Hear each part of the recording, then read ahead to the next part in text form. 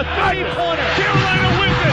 The Tar Heels win it. The following is a presentation of the Tar Heels Sports Network. Hubert Davis often asks the question, how will you react? How will you respond? Certainly that question is relevant for the Tar Heels today. After losing 2 of its last 3, including, of course, that home game against Clemson on Tuesday, Carolina is facing true on-court adversity for the first time in months. How will the Tar Heels react and respond? We'll begin to learn that answer this afternoon in Coral Gables. The Tar Heels Sports Network's coverage of the 37th meeting between Carolina and Miami starts right now. 15 on the shot clock. Tries to lob to Trimble. He climbs the ladder and throws it down. Cadeau puts his defender in the spin cycle and lays it up and over his head for 2. Ingram between the circles to R.J. Davis for 3. Knocked it home from the right wing. If you need a bucket, who else? Well, I thought he was going to slow it up to Trimble. Back to Baycott. Slow that up, baby. Two-handed dunk. Crossover, step back. That's an impossible shot. How'd he do it? Oh, drives it, bounce past the Withers, way up in the air for the flush. One-handed push pass to Bacon. He's going to try a corner. 3! There we go. Davis, long pass to Trimble in the corner. He'll try a triple. Why not? Everybody's knocking him home.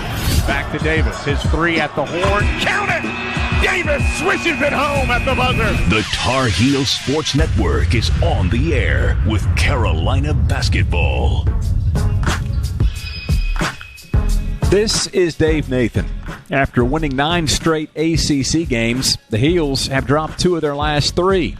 They'll aim to get back on the right track today at Miami. Jones Angel will have the call of this afternoon's contest. Yeah, Dave, both Carolina and Miami are coming off disappointing performances earlier in the week, meaning both teams are looking to bounce back today in Coral Gables in what is going to be the first of 2 meetings between these two in the next 17 days.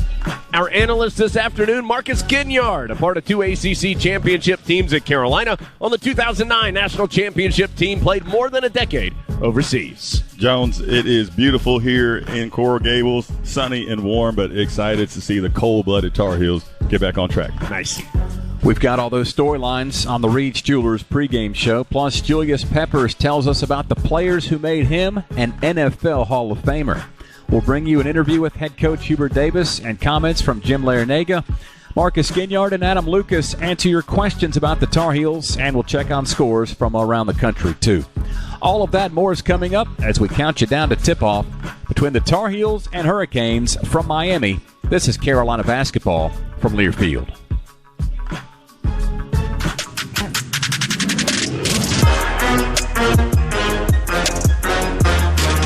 This is Carolina basketball on the Tar Heels Sports Network, and you're listening to the Reed's Jewelers pregame show. Carolina basketball is brought to you by Hunt Brothers Pizza, the official pizza of Carolina Athletics. This is the Reed's Jewelers pregame show. Another weekend of ACC basketball begins with Carolina at 18-5 overall and 10-2 in conference play. But for the first time all year, Carolina has shown some cracks in the armor. There was the loss at Georgia Tech. Then, after beating Duke, the Heels came out flat versus Clemson.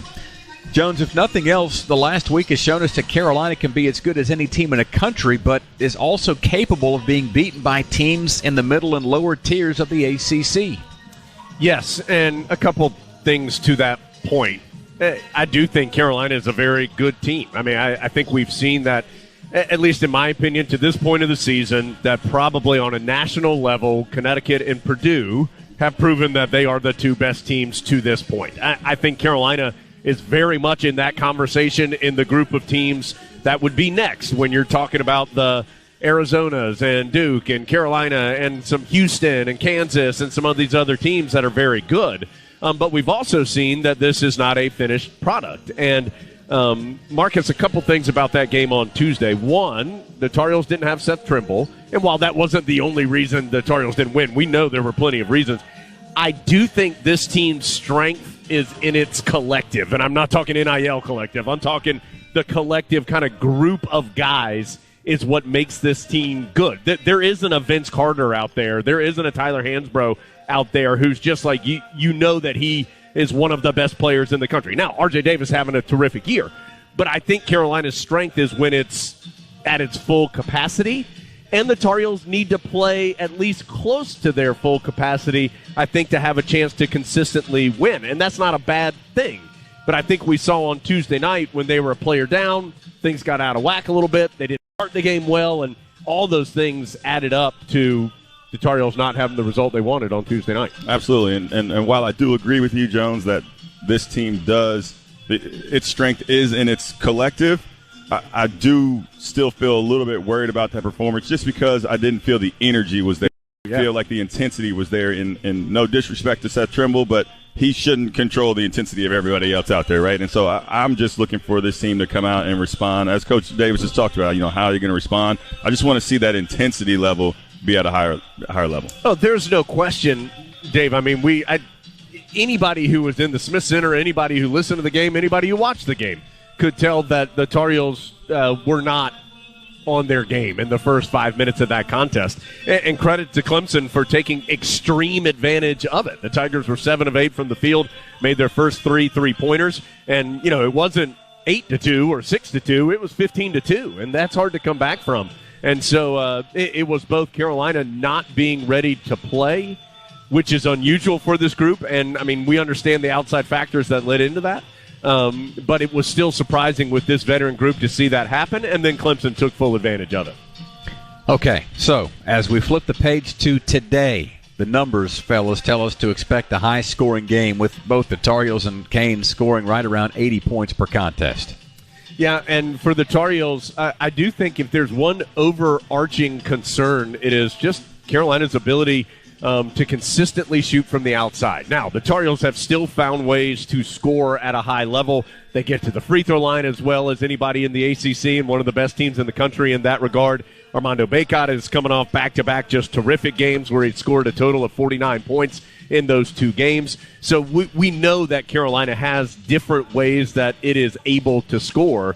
And yet, Marcus, Carolina is going to have to knock down some shots to balance that out. And Cormac Ryan has struggled some. And in the 2 losses here recently, he was a combined 4 of 24 from the floor. R.J. Davis did score 22 points in the game against Clemson, but he took 22 shots to get the 22 points.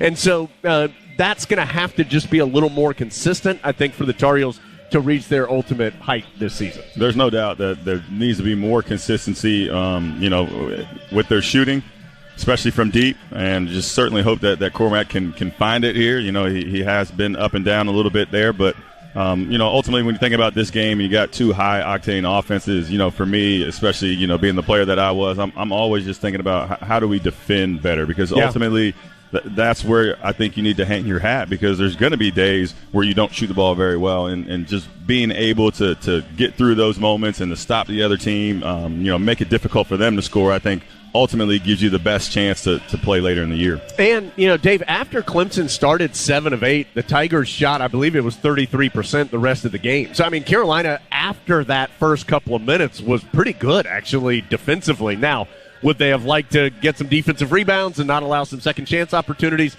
Absolutely. But the numbers tell you that Carolina was pretty good defensively after that very poor start, which set them so far back. And, Dave, I'll go ahead. Seth Trimble, by the way, he is not in uniform warming up with the rest of the Tar Heels right now. He is on the trip. We saw him come out in what I'll call street clothes before the game when the Tar Heels arrived here to the Watsco Center. He went through some individual drills with Marcus Page, but he has not been going through the team drills or the team warm-ups and is not currently on the floor with the rest of the Heels. Obviously, all those clues lead you to believe that he will not be available this afternoon for Carolina. Okay, so we learned a little something there after Coach Davis said yesterday he was expected to be a game-time decision. It sounds like we should not expect Seth Trimble to be in uniform tonight for Carolina. We'll talk about the Miami Hurricanes and try to dig a little deeper into figuring out who will be in uniform for what's been an injury-riddled bunch for Jim Larranaga so far in 2023 and 2024. So let's take a break and come back and continue on the Reed's Jewelers pregame show from Learfield.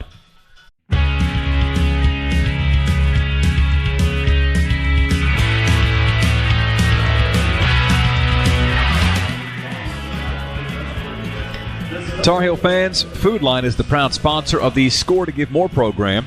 For each free throw the Tar Heels make in today's game, Food Line Feeds will donate 100 meals to feed our neighbors in need right here in the Triangle. Dave Nathan welcoming you back to the Reed's Jewelers pregame show. And Miami, the opponent today for Carolina, enters play at 15-8 overall and 6-6 in the ACC. The Canes guys are sort of reminiscent of Carolina last year, a team coming off a surprise trip to the Final Four, but clutching to find some consistency the following season. And Jones, the lack of consistency was certainly on display in the Canes' previous game, a 60-38 loss to Virginia.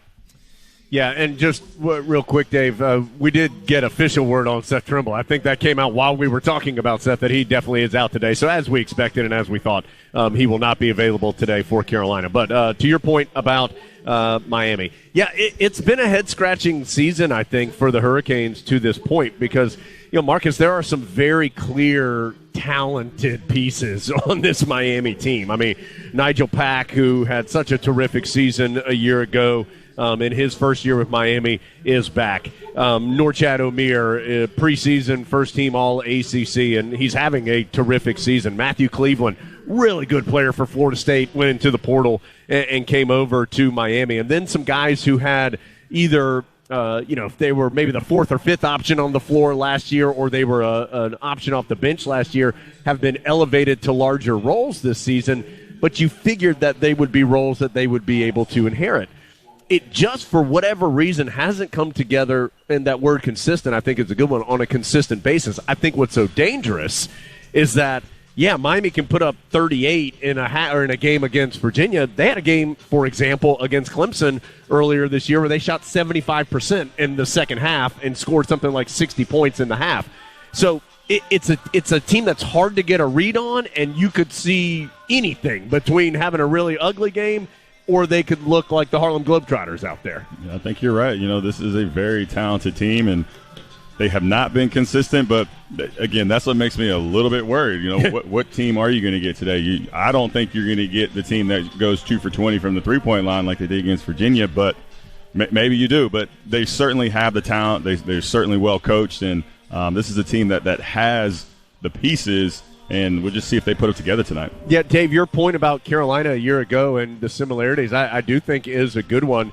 And it just shows you, I think, in this world of NIL, that it can be a challenge sometimes when you have guys that do elect to come back and they've had success and they get some NIL opportunities, that sometimes that's a challenge. I have no idea if that's a problem with Miami or not, but I do think that it can be hard to navigate through that in this new world of college athletics. And so, I mean, there was that very clear image of the frustration that Jim Larinaga, the head coach of Miami, was feeling during that Virginia game where he didn't even get off the bench during a timeout. He was literally on the end of the bench, seated with his legs crossed while the rest of the team was out huddling on the floor. And he was both literally and figuratively just done with it at that moment. So how Miami recovers and responds, just like we were talking about with the Tar Heels, how they respond today will be of interest as well.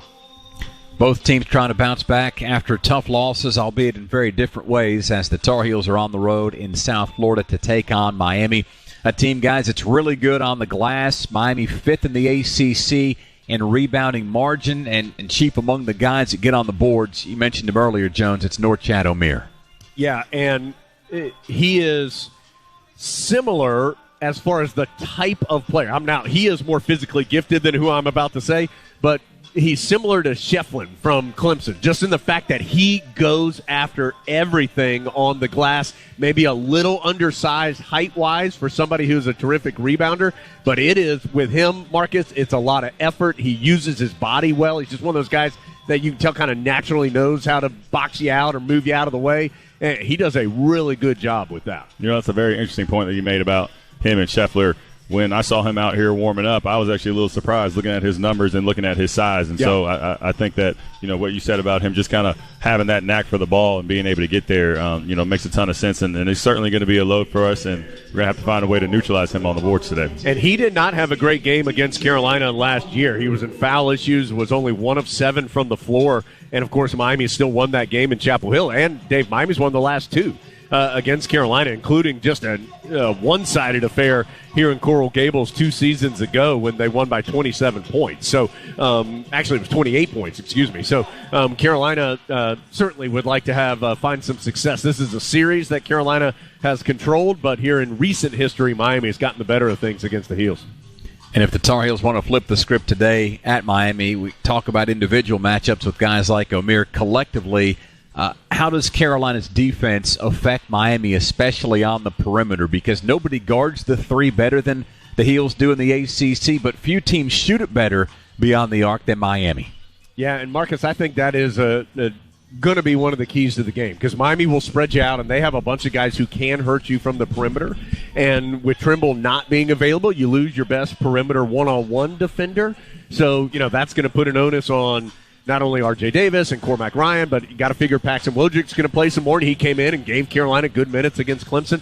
It is going to be some of that onus defensively is individual perimeter defense today for Carolina. And individual defense, I think, got us in a lot of trouble on Tuesday night against Clemson. And so I think that this is also a challenge to an Elliot Cadeau, someone who's had some history of kind of getting his nose in there in the wrong places and getting into foul trouble. And so I think this is another great opportunity for these other guards, other than our best perimeter defender, Seth Trimble, who we won't have tonight, to really step up and make a statement defensively. So no Trimble for the Tar Heels. Guys, Miami has been littered with injuries here and there throughout the season. Do we know anything more right now than we knew before the trip started about who Miami's going to have at its disposal? Yes, so we did hear that Keyshawn George will not be available today for Miami, and he's a good player, a good freshman, he's got great size. He's 6'8", but plays on the perimeter.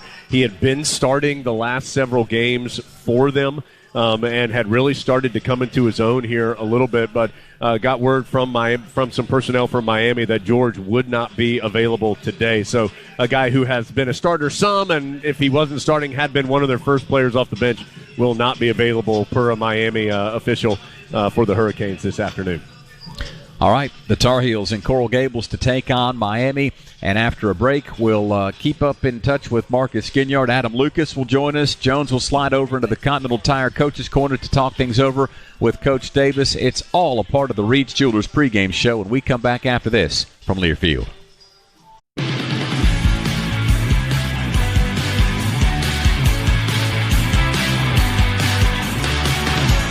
Today's pregame show is brought to you by Reed's Jewelers. The official Reed's Jewelers tip-off time is 4:05.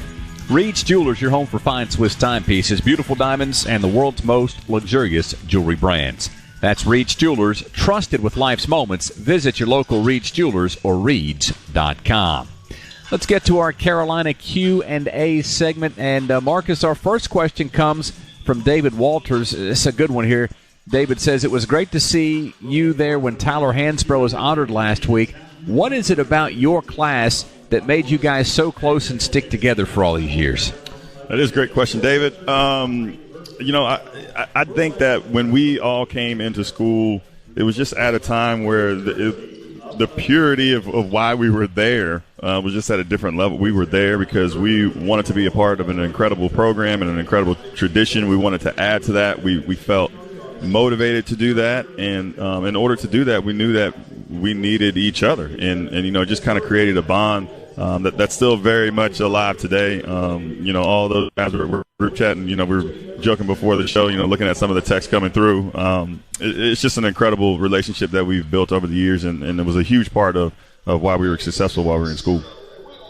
Adam Lucas, next question from Brent Beam. And Hubert Davis didn't want to hear this kind of phraseology yesterday at his press conference, but I'll read it as it's written. How can Cormac Ryan break out of his struggles? Well, I guess obviously he just needs to see the ball go in the basket. I think it's fairly evident to anybody that the three-point shot is not falling right now, so you might like to see him maybe get started a little closer to the basket. He has shown the ability to consistently make that 17 or 18-footer. Maybe that's a better shot, or even getting closer to the rim and trying to get to the free throw line. He's one of Carolina's best free throw shooters and just hasn't attempted very many lately, none in 2 of the last 3 games. So Tar Heels wouldn't mind him getting to the line and maybe work from there out rather than starting at the three-point line and working in, because that has not been as effective. That's our Carolina Q&A segment, which feeds in nicely to the Continental Tire Coach's Corner. It's brought to you by Continental Tire, the smart choice in tires. And for a dealer near you, just go to ContinentalTire.com. Back inside the Continental Tire Coach's Corner as Carolina prepares for the first meeting with Miami. They're going to face each other twice in 17 days, and the first meeting comes today in Coral Gables. Coach, great to be with you again. And obviously, you and all the Tar Heels were frustrated after the matchup on Tuesday with Clemson. What's been the message for you with your guys since the game against the Tigers? Well, just to, dive back into the process of, the preparation and our practice and belief of knowing that a play will take care of itself. We just, what has allowed us to have success this year has been really two things. It's us defensively and rebounding the basketball. And we just, got to get better and sharper at that.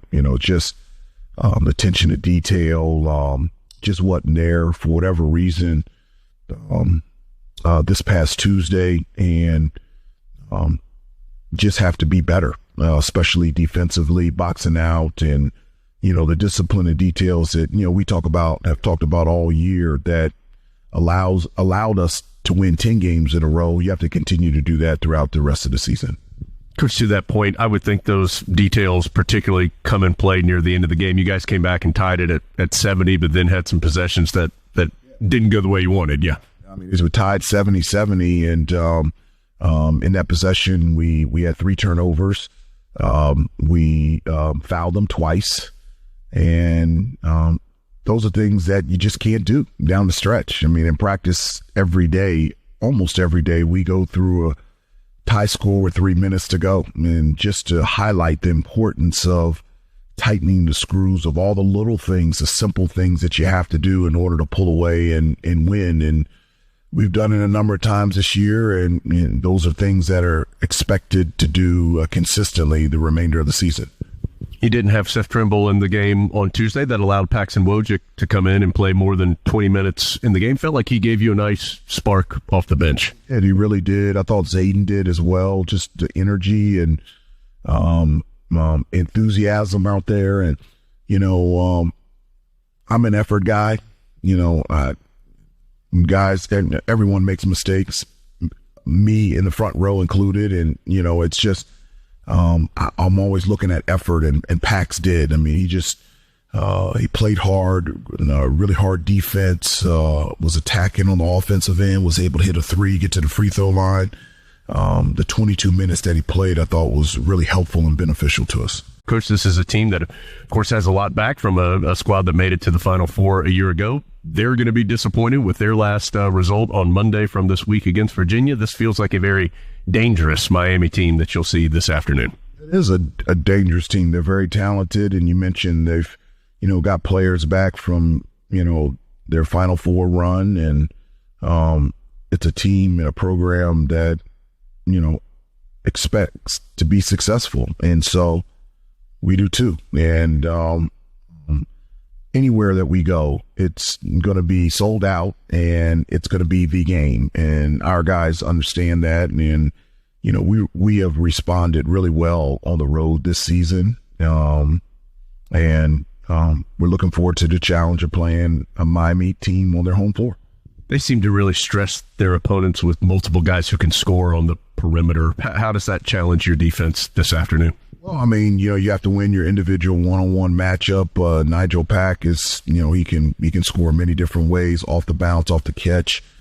But we got scores on the wing too, and we got guys that can score down low in the paint. So, we feel confident, that we can score as well. But again, it goes back to us defensively, just being able to get stops, keep them out of the paint, defend without fouling, and then when we give them one shot, have the discipline to be able to make contact first and go rebound the basketball. And once we do that and we're allowed to get out in transition, we're pretty good.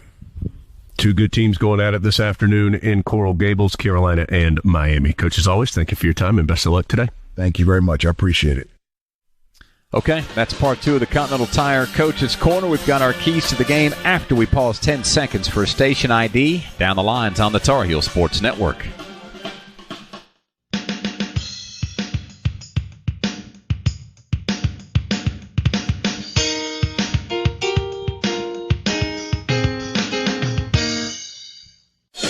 Take your Tar Heels tailgate to the next level with a new Honda. See your Honda dealer of the Carolinas today. Jones, I'm going to split the difference here and take a couple of keys for this one. Hustle and teamwork, especially early on, should be a good indicator that Tuesday for Carolina is in the rearview mirror. That sounds a lot like mine, which is intensity. The Heels learn firsthand what happens when you aren't ready from the start. Marcus, Carolina's got to be ready to go from the get-go this afternoon against Miami. And to add to that, let's just talk about execution. They need to make sure they execute their offense and execute on defense as well. All right, those are our keys to the game. As far as the game itself, we'll have the tip-off for you coming up right after this. This has been the Reed's Jewelers pregame show from Learfield.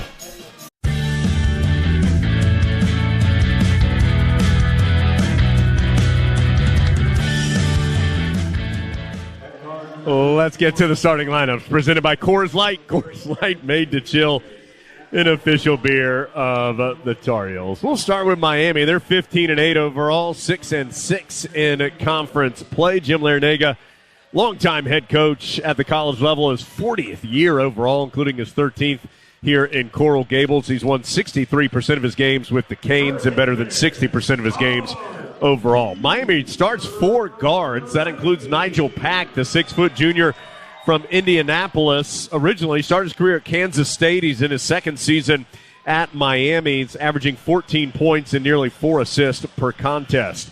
Wooga Poplar, really good shooter, 6'5", junior from Philadelphia, averaging 14 points per game.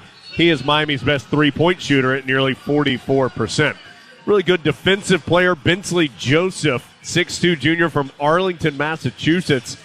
He is averaging 8.5 points, but he's also Miami's leader in steals and blocks at 6'2", and has been in double figures 9 times this year.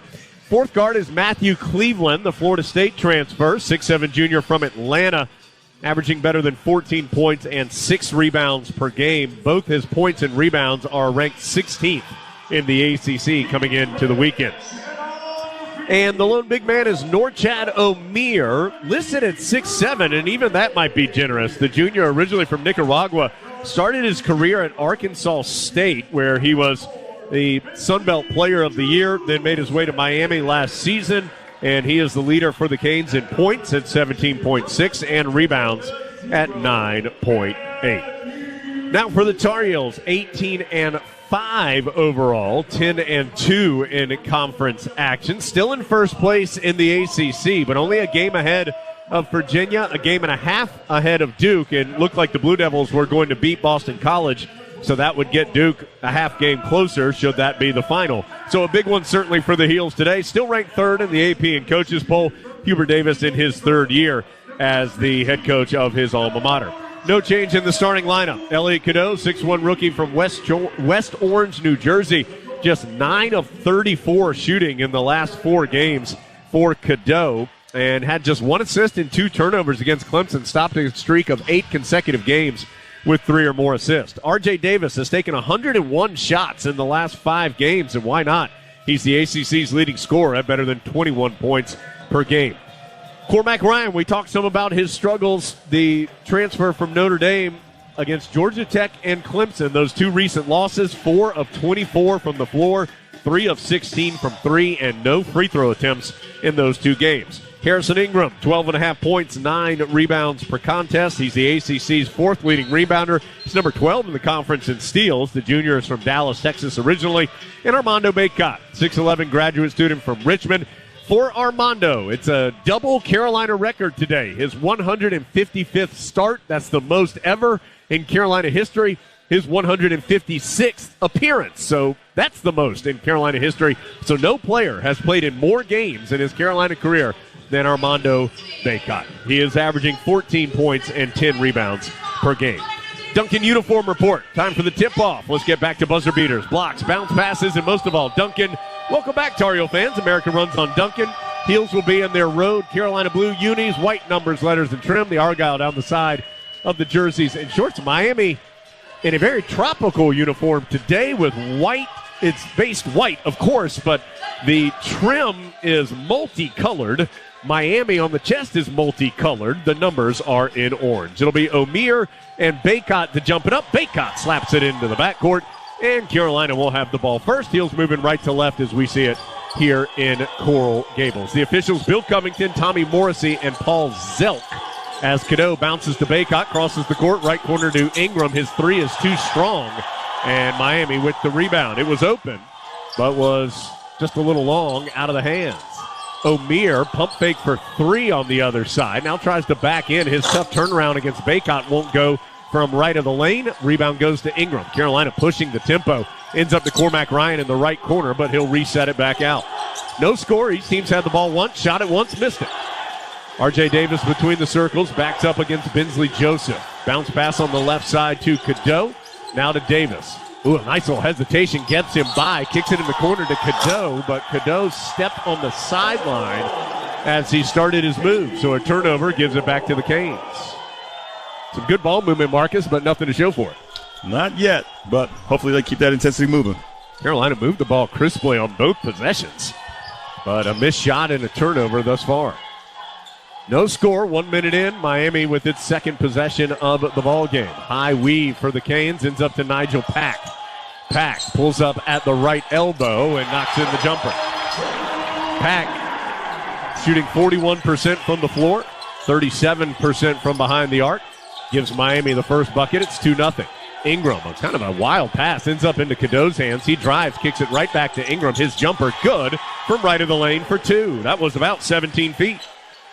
So Ingram gets on the board and gets Carolina on the board. 2-2 our score, 90 seconds into the action. Miami in the half court. Cleveland guarded by Ingram. Another high weave to start things off for Miami. Ends up to Pack with Ryan guarding him on a switch. Pack sends it on the left side, ends up with Cleveland. Cleveland slips and falls, able to save it out to Pack. Shot clock down to 5. Down low it goes to O'Meara. The shot clock is at 2. Tough turnaround is an air ball. Ends up in the hands of Harrison Ingram.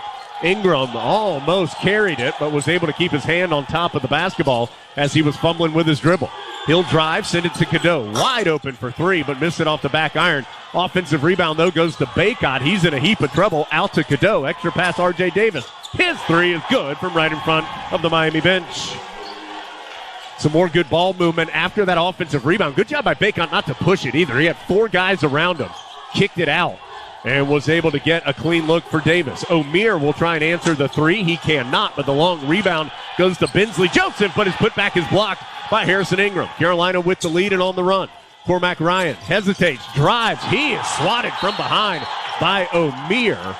It will belong to Carolina as the ball aggressively knocked out of bounds by O'Meara, trailing the play. But heels up 5-2, 17-22 to go first half, 23 on the shot clock. There's no doubt that these two teams are playing very, very tough with high intensity right now, that's for sure. Yeah, both teams moving. Ryan gets the inbound. Thought he was going to shoot. Instead, he kicks it out to R.J. Davis. Another three. That one from straight on. R.J. has hit a couple of triples here early. Carolina's up 8-2. Davis coming off a game where he took 22 shots, including a career-high 12 three-point attempts in that loss to Clemson. Miami will try and answer the three. Can't do it from straight on. Poplar missed it. Baycott with the board. Carolina on the run, up 8-2. Davis feeling it. Another three. This one in transition, no good off the back iron. Harrison Ingram and O'Meara tangled up on the rebound. No whistle. Miami gets the board. Pack. A switch has Ingram guarding it. Pack trying to make the bigger player fumble out of the way with his dribbling. Can't do it. Drives in, sends it to O'Meara. Now Ingram's guarding him. Back out the Pack. Long three. No good. Rebound to Cadeau. Carolina on the run. Cadeau sprinting up the floor with the left-handed dribble all the way to the cup and lays it in. Nobody ever stopped him. He went right down the center lane.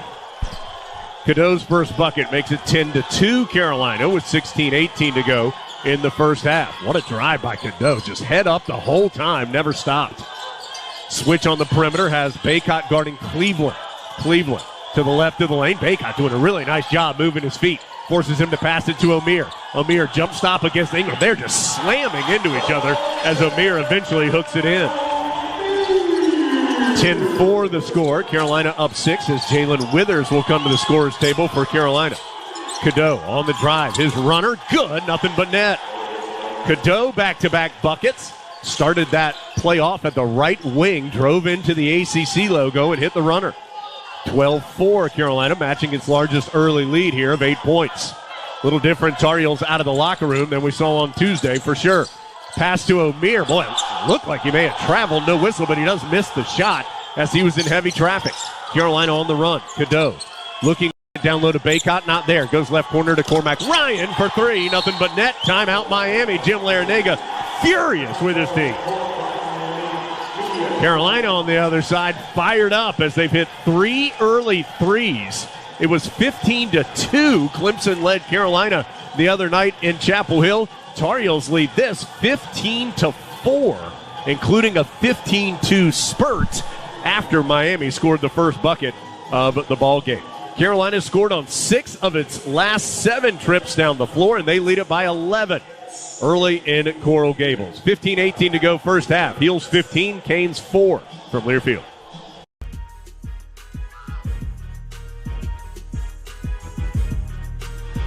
Well, envision the start the Tar Heels had against Clemson.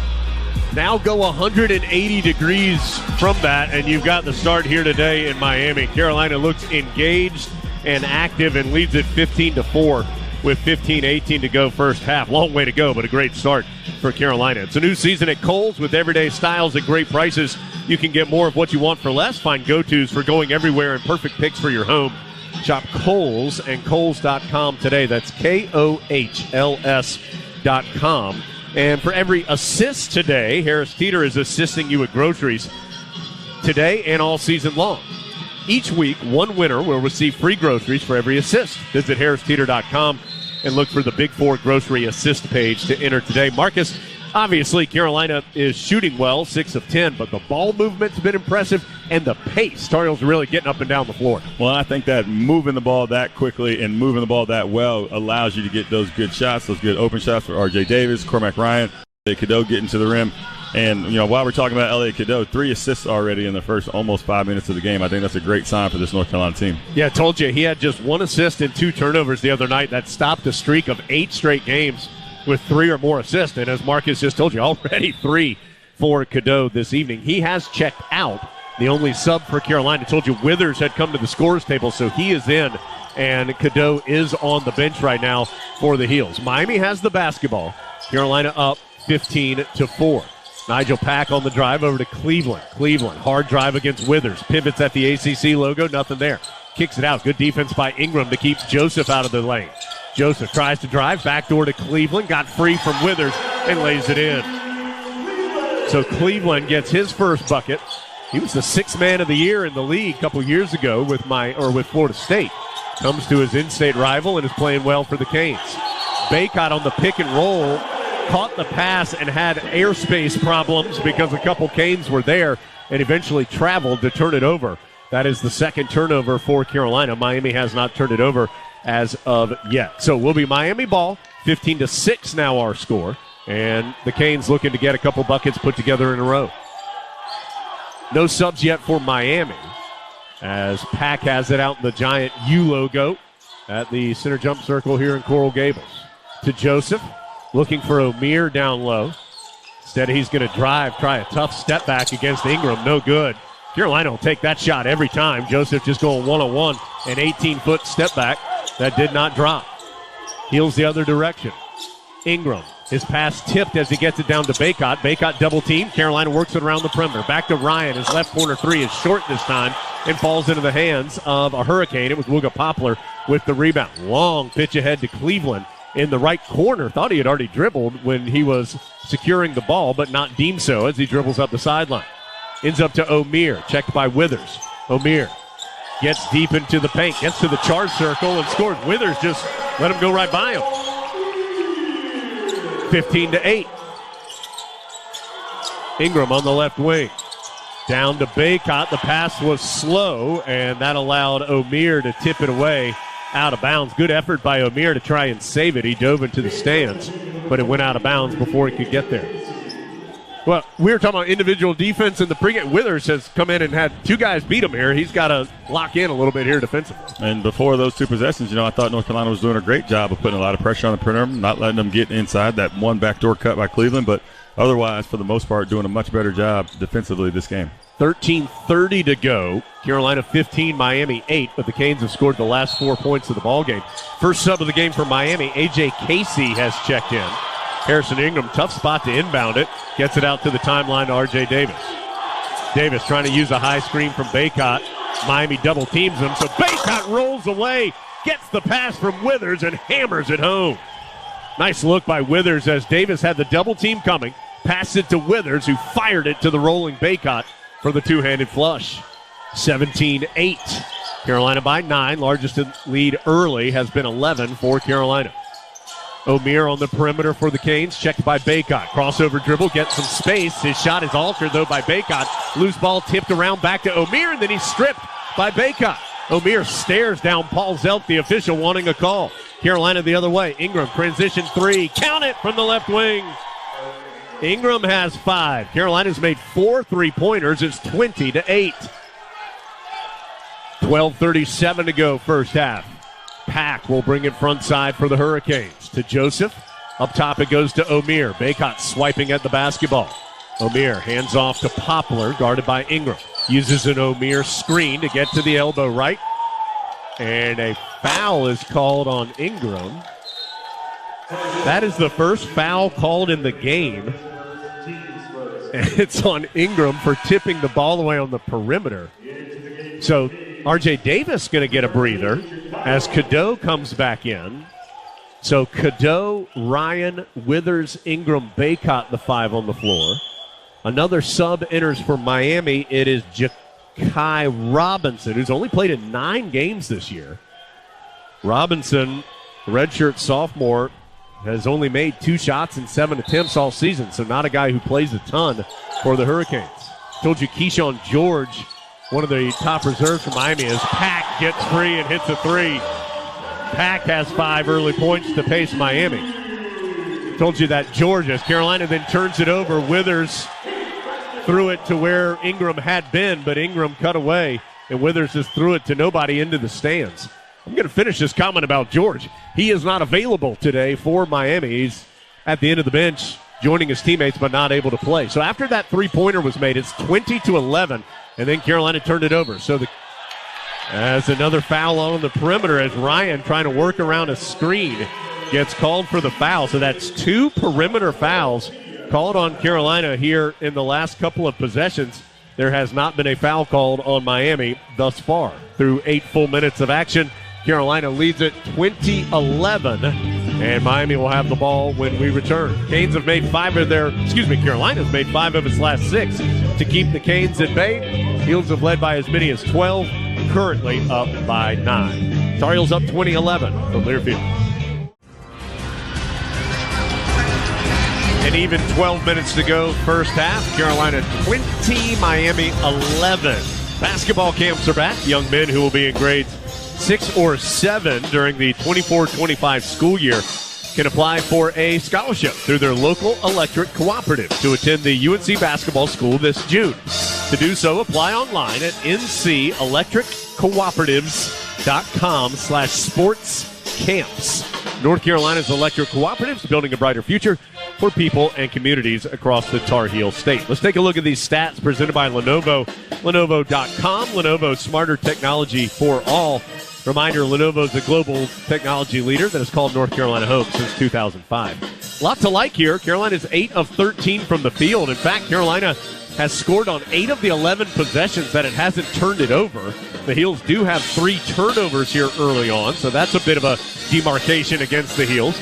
9-5, Carolina with a rebounding advantage, 6 assists on 8 made field goals. So, Marcus, a lot to like there. Turnovers a little higher than you'd like just 8 minutes in, but Heels continue to do some good things and lead it by 9. Another couple things that I love is all the starters have scored. And another thing that you're not going to see on the stat sheet is that Armando Baycott has a dunk. I think that's just an easy way to kind of get into the game, get into the rhythm, and get him in a positive mindset. It is the same 5 that was on the floor. Cadeau, Ryan, Withers, Ingram, Baycott. That will come out of the timeout for Carolina. Tar Heels have led by as many as 12, currently up by 9. Inbound to O'Meara. He'll hand off to Pack. Pack crossover gets free from Ryan. Hits another 3. Well, he is as good an outside shooter as there is in the league, and he has 8 points, including 2 3-pointers as Ingram drives in, kicks it in the corner right to Withers.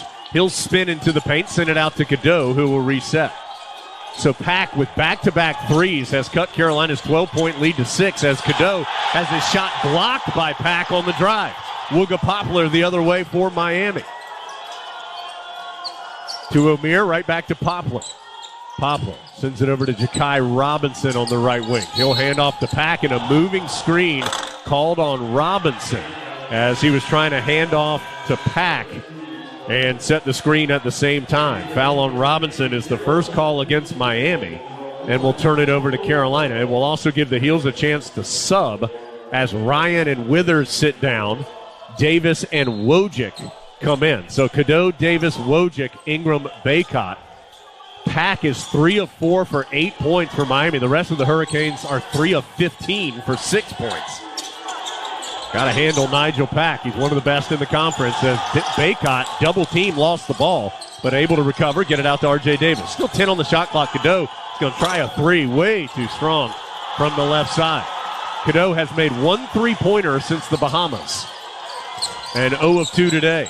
Cleveland trying to back in against Davis, sends it out to a new sub, Nwoko, who's in, a freshman big man for Miami. Poplar pulls up for a jumper, no good. Nwoko slaps the rebound into the Carolina bench area, so the Tar Heels will have it. So out there for Miami, the only new player is Michael Nwoko. Pack, Cleveland, Robinson, and Poplar still out there as well. 10:34 to go first half. Heels up 20-14, but Miami scored the last 6 points as Baycott gets the pass from Cadeau, can't finish in the middle of the paint, but tips the rebound out to Wojcik, who will send the pass out to nobody, but Ingram chases it down before it goes into the backcourt to Cadeau. Driving pitch to Wojcik. Right back to Cadeau. Fakes the pass back to a driving Wojcik. He'll elevate and get fouled. The foul's on Poplar. Both Wojcik and Cadeau were trying to do the right thing on the right side of the floor there. Marcus, it was just kind of like the spacing was off or the timing was off. Neither one of them quite got the ball where they wanted it. Ends up, though, Cadeau going to the line for a couple free throws. Works out for us, but again, execution on offense. Neither one of them really knew what to do with the ball, but lucky to get to the free throw line. Cadeau makes the shot, so he's up to 5 points now. R.J. Davis has 6, 5 for Ingram, and 5 now for Cadeau, as Baycott will get his first breather. Jalen Washington, who played 13 minutes on Tuesday night against Clemson, will come in for the first time. 10:13 to go first half. Heels up 21-14 with one more free throw by Cadeau. That is good. Cadeau is now 18 of his last 20 from the free throw line. Carolina up 8. Largest lead has been 12. Pack has been a problem. R.J. Davis trying to guard him. He'll push a one-handed pass to Cleveland, right back to Pack. Pack on the right sideline. Drives to the free throw line, pulls up. Boy, tough shot is good, as Pack has 10. He only averages 14. I say only. He's not scoring at quite the same level as he was a year ago. As Cadeau into heavy traffic, kicks it out to Ingram. Around the perimeter, finds R.J. Davis, and his jump shot blocked from behind by Bensley Joseph. That's, 3 or 4 blocks already? 3 for Miami. And they've been aggressive blocks every time. The Canes, not a huge shot blocking team. In fact, they're 11th in the 15-team ACC. They average about 3 per game, already there. Heels nearly turn it over on the inbounds. Cadeau, a bit of a lazy pass to Wojcik, but Carolina has the ball. Davis on the right sideline. Crossover, teardrop. He's fouled on the right baseline. And then the official, Paul Zell, stares at the Miami bench before he comes to say that the foul was on Cleveland, his first. And it will put R.J. Davis to the free throw line for 2 shots. 22-16 Carolina. Tar Heels don't have a field goal in more than 3 minutes. They led by as many as 12 before they hit this offensive drought. 9:29 to go first half. First free throw for R.J. Davis is good. Davis, last 6 games, he's only 77% at the line. And again, that's a relative term. That's a good number, but he was shooting in the mid-90s at one point this year. He comes into this game right at 90%. He's now 91 for 101 on the season, and he coolly hits both of those.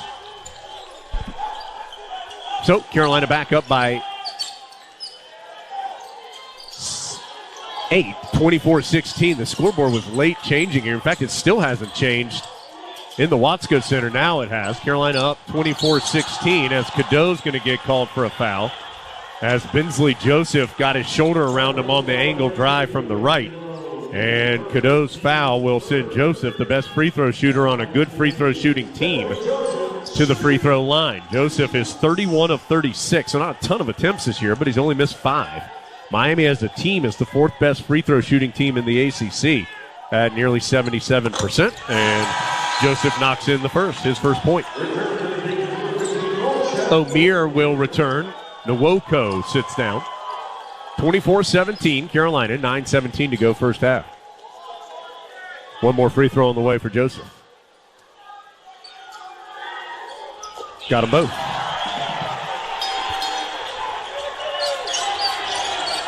(24-18). Scoreboard a little faster to change in favor of Miami. Cadeau, the crossover, the drive, the scoop, and the score. What a move by the rookie left of the lane. He has 8 early points. Cadeau, just one hard crossover and drive, and scooped it in. 26-18. Carolina back up by 8. Again, the largest advantage has been 12. Cleveland can't drive against Ingram. Kicks it over. Cadeau dives to the floor after tipping the ball away. What hustle. Here comes Carolina. Wojcik to Davis on the left wing. Doesn't have the numbers. He'll circle out. The pass to Ingram. Trailing 3 online but strong. Rebound to Miami's Cleveland in the middle of the paint. Canes will slow it down. 8:30 to go first half. Pack, who's been such a menace to O'Meara. Right back to Pack. Tries the alley-oop. Holy smokes. O'Meara caught it and finished with one hand. That was violent. Washington was late on the rotation, and O'Meara got up and knew what to do with it. That gets the crowd on its feet. Feels like a big spot here. R.J. Davis can't quiet them with the corner 3. Rebound to Cleveland. Miami with a little momentum. They've made 4 of their last 5. As Cleveland loses the basketball, Davis dives to the floor to save it. He'll get it middle of the floor to Jalen Washington. Left side to Cadeau. Cadeau ends up to Wojcik. His 3, no good from the right side. Rebound tipped out Cadeau. He'll get it to R.J. Davis. Davis sends it to Wojcik. He'll try again. This one is no good either. Ingram slaps the rebound out, but to Joseph for Miami. 2 wide open looks for Wojcik. Neither one of them went in. Joseph will try a 3. That's no good. Washington with the rebound for Carolina almost falls out of bounds. Boy, intense action here over the last few minutes. 26-20. Carolina just one of its last 9 from the floor. Washington out in the center jump circle. Fumbles the ball, gets it to R.J. Davis. Now to Cadeau. He's going to try a 3. Yes! From straight on. Cadeau, just his second made three-pointer since Thanksgiving. It's 29-20. Couldn't have come at a better time. Yeah, Cadeau's already into double figures for the 6th time this year. He has 11, leading the Tar Heels scoring. He is 4 of 7 from the floor. O'Meara in the post against Washington, just knocks him out of the way, draws the foul, and gets the bucket. O'Meara will have a chance to complete the 3-point play when we return. That immediately prompts Baycott to get to the scorer's table. 6:51 to go, first half. Tar Heels 29, Miami 22, and O'Meara will have a chance at the free throw line when we come back. Heels up 7 from Learfield.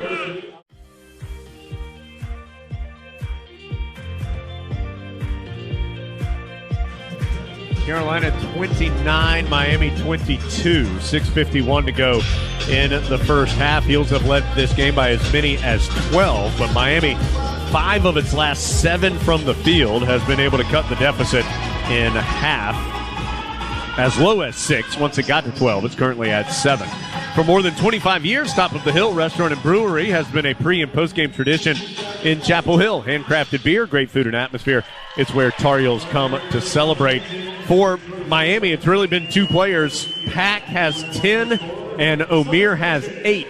So those 2 have 18 of the 22 points. For Carolina, Cadeau has 11. R.J. Davis has 8, so they have 19 of Carolina's 29 points. And Marcus Elliott Cadeau has 7 of the last 9 points for Carolina. We've seen him drive to the basket. We've seen him hit a 3. We've seen him at the free throw line, doing it in a lot of different ways. Just doing an incredible job of making an impact and putting his fingerprint on this basketball game. Has done an incredible job setting the pace, finishing strong, kicking out for some threes and some open shots that we haven't necessarily converted, but he's just doing a great job facilitating the offense and really raising the level of intensity for this basketball team. He is on the bench at the moment. He sits to get a rest. Carolina made a couple subs. They'll have Davis, Wojcik, Ryan, High, so that's Zayden High in for the first time, and Baycott as the 5 on the floor. A reminder, no Seth Trimble today for Carolina. Second straight game that he is out with an upper body injury. Omier to the free throw line, where he is a 77% shooter, and he knocks it in. So neither team has missed a free throw yet. Heels are 4 of 4. Canes are 3 of 3. And makes it a 6-point game again at 29-23.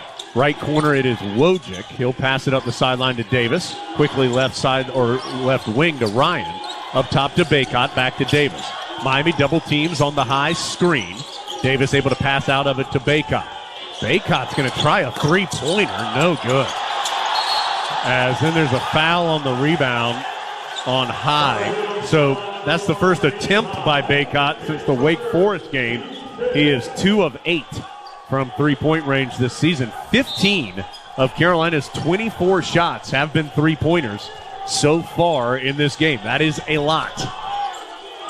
Miami can cut deeper into this deficit. It's been as large as 12, currently at 6. Cleveland between the circles. Gets a screen to drive left of the lane. Tough floater is no good, but Omier able to get the rebound over High, and then High fouls him again. So High, who averages about a personal foul every 4 minutes of play, has picked up 2 in less than a minute, coming off the bench. And Omier to the line for 2 shots. First one's good. So Omier now has 10. He and Pack 20 of Miami's 24 points. Pack will get a breather. No subs for Carolina. Omier misses a free throw off the back iron. Rebound to Baycott. 6 minutes to go first half. Heels up 5, but having some offensive struggles. R.J. Davis turns it over. Tried to get it down low to Baycott. Omier snuck in from behind. Omier is going to go the other way. He was tied up by Davis. Oh, boy. Think they're going to call a foul on R.J. Davis. Bill Covington calling the foul on Davis. And that's already 17 fouls on Carolina. Miami has been called for 3 in the first 14 minutes and 11 seconds. Cadeau re-enters as Wojcik will get a breather. That turnover for Carolina, the 4th here in the first half. 1-1 now for Omier, who is 2 of 3 on the afternoon at the strike. And he makes the first.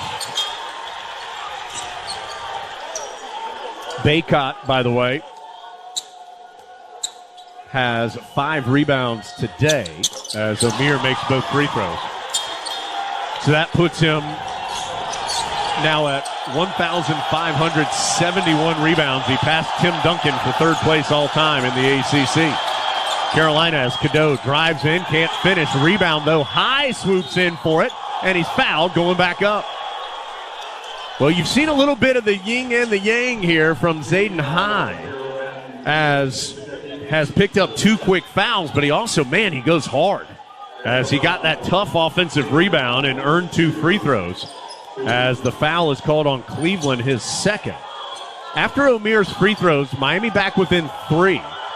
Carolina continues to struggle offensively after a hot start. 29-26 the score.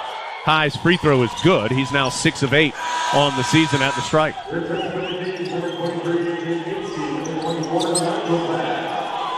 Coming back in for Miami is A.J. Casey and Pack. Ja'Kai Robinson and Cleveland will sit down. Omier has the last 8 points for Miami. He's up to 12. High can't get the second free throw to go. It is 30-26. Carolina by 4. Tar Heels led by 12 at one point. Pack trying to drive against R.J. Davis. Sends it out to Bensley Joseph. Jump stop and turned it over. Tried to bounce it down low to Casey. Taken away by Cadeau. Cadeau, no look pass in transition to R.J. Davis. Good job by Miami getting back. Heels have to reset. Cadeau, left side, crossover, kicks it to high, right corner three on the way, hit the backboard, no good.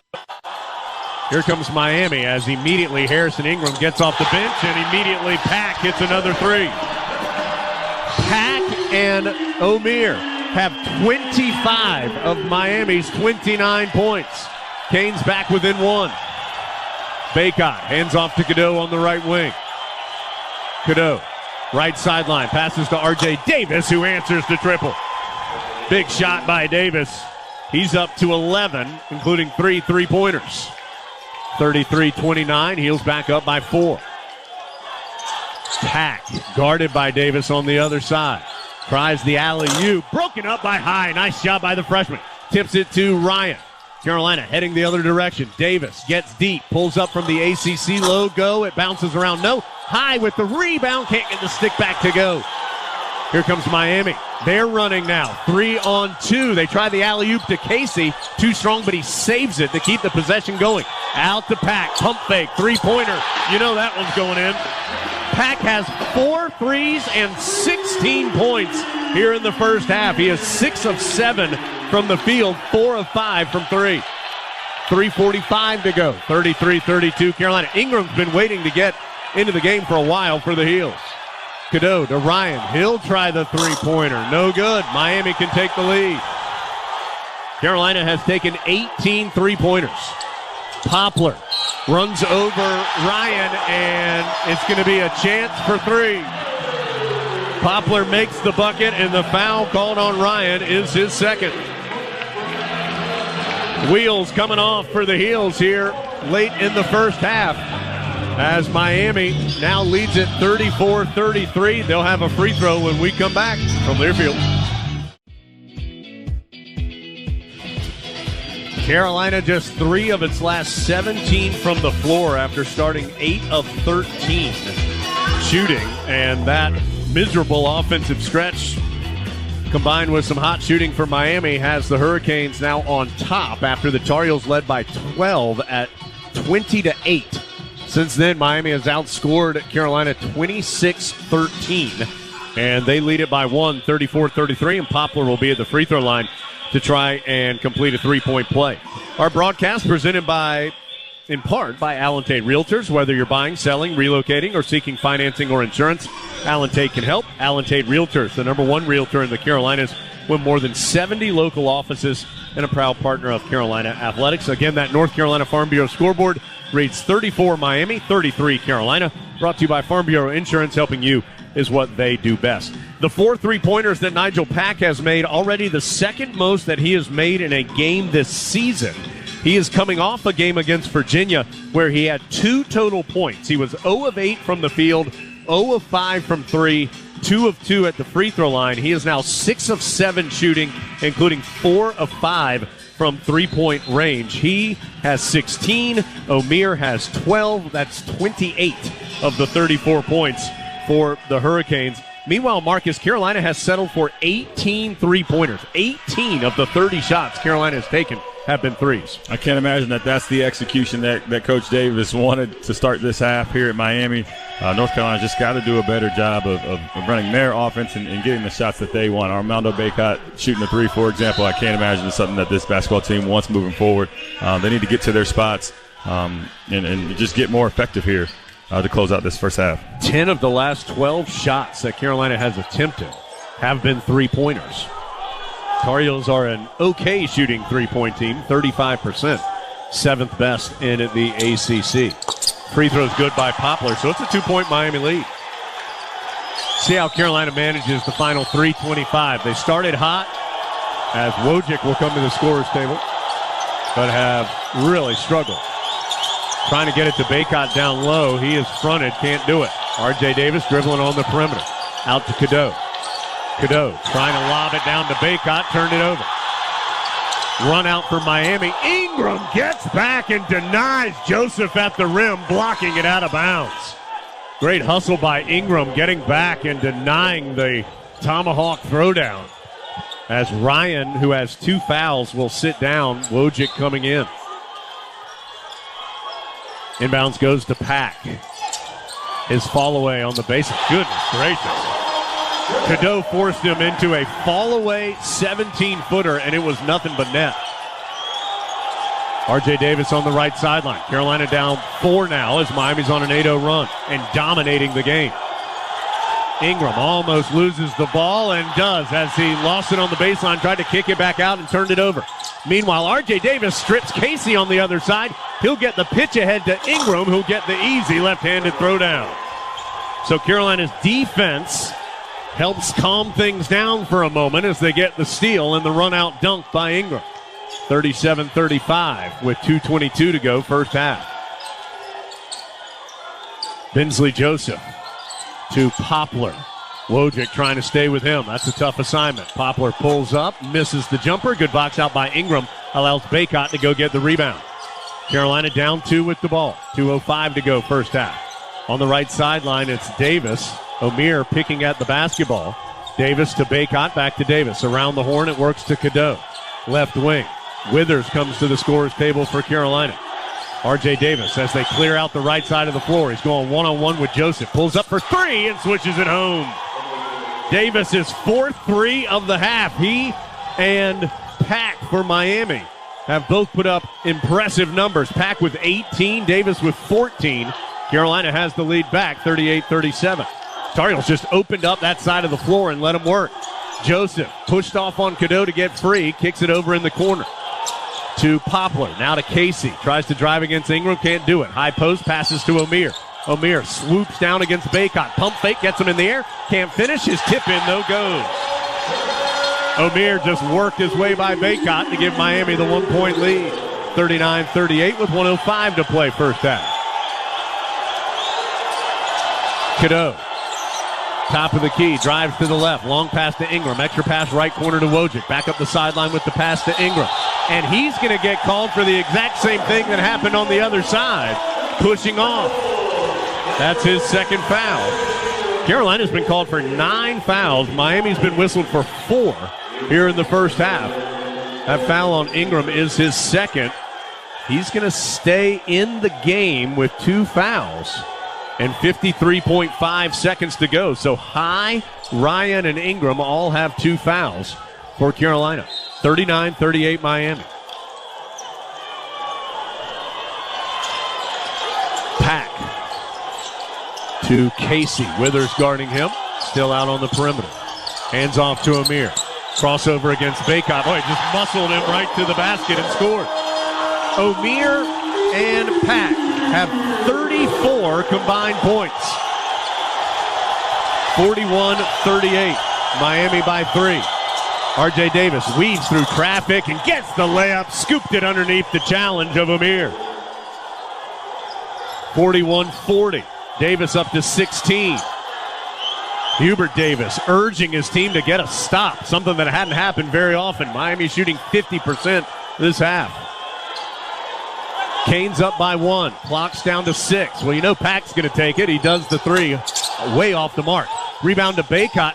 Carolina could have gotten a half-court look out of that, but Baycott just held on to the ball and let the horn sound. So the rare miss by Pack, just his second miss in the first half, keeps the deficit for the Heels at 1 at 41-40. It is the 9th time this year that Carolina has trailed at the half. Carolina 5-3 in the previous 8. Miami, in its 14 games in which it has led at halftime this season, is 12-2. Miami 41, Carolina 40 at the break from Learfield.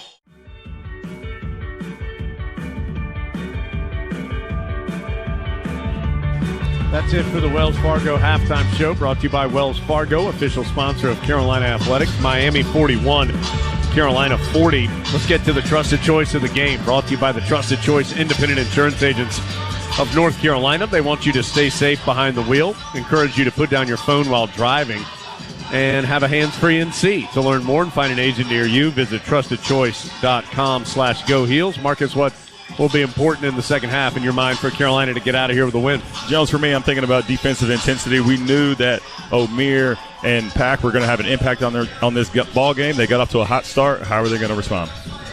Yeah, Carolina's bench got to do something too. I mean, only 1 point between Withers, Washington, Wojcik, and High. in a combined 20 minutes of play from those 4 players in the first half. If Carolina goes to a bench, can't have the level of play drop.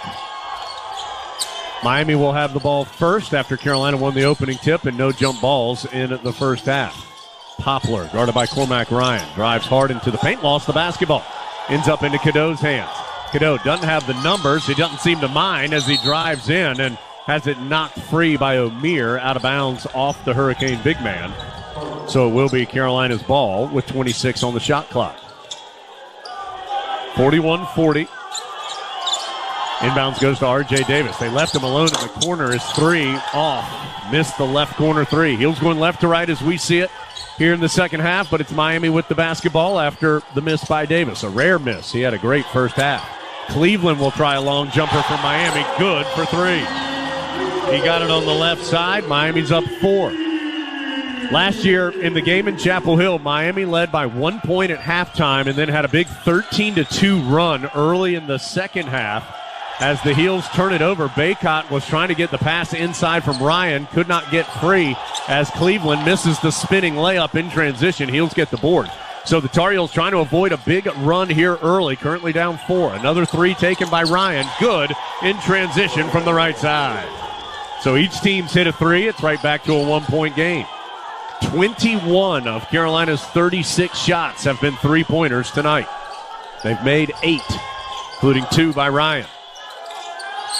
15 on the shot clock. Cleveland left of the lane against Ingram. Out to O'Meara. His 3-pointer is off the back iron, no good. Nothing but blue underneath for the rebound. Goes to Cadeau. Long pitch ahead to R.J. Davis. Drives to the corner, nothing there. Gets it down low to Baycott, and finally a whistle blows. I mean, Baycott and O'Meara are just fighting in the post, and eventually the whistle blew. That is the first foul on O'Meara, and just the 5th foul called on Miami in the entire ball game. First on either team this half. 22 on the shot clock. Davis trying to get it in, and it is called for a 5-second violation. Another lack of execution there, Jones. Just nobody getting open to give RJ an outlet.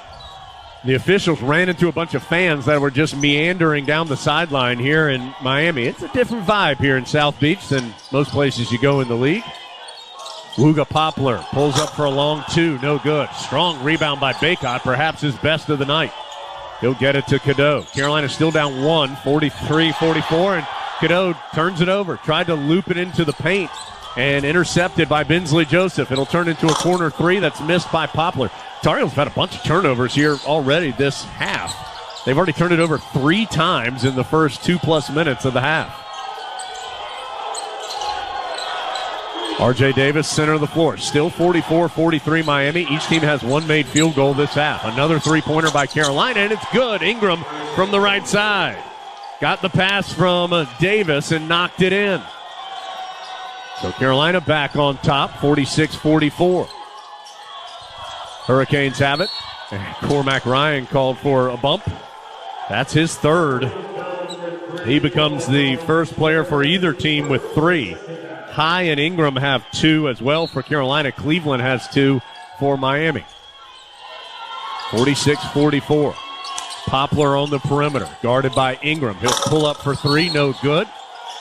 And a box-out foul called on Baycott as he and O'Meara had gotten tangled up. That's the first foul on Baycott. 2nd on Carolina this half. And Miami's possession will continue. 17-15 on the clock. Inbounds goes to the sideline. Missed 3-pointer by Joseph. Long rebound tipped out to Pack. He'll find an open teammate. It was Poplar who misses the 3. Rebound to R.J. Davis. Miami struggling to hit some baskets here early as Davis gets the corner turn, and he's fouled going up by Poplar, who immediately argues, bro, you've been called for like 5 fouls the whole game, and now a technical foul is called, and Poplar earned that. He kept coming after official Paul Zelk after the initial call. So the foul on Poplar, the personal foul, is his 2nd, and then gets a technical foul as well. So Davis has 2 shots on the foul. He'll then have the technical free throws as well.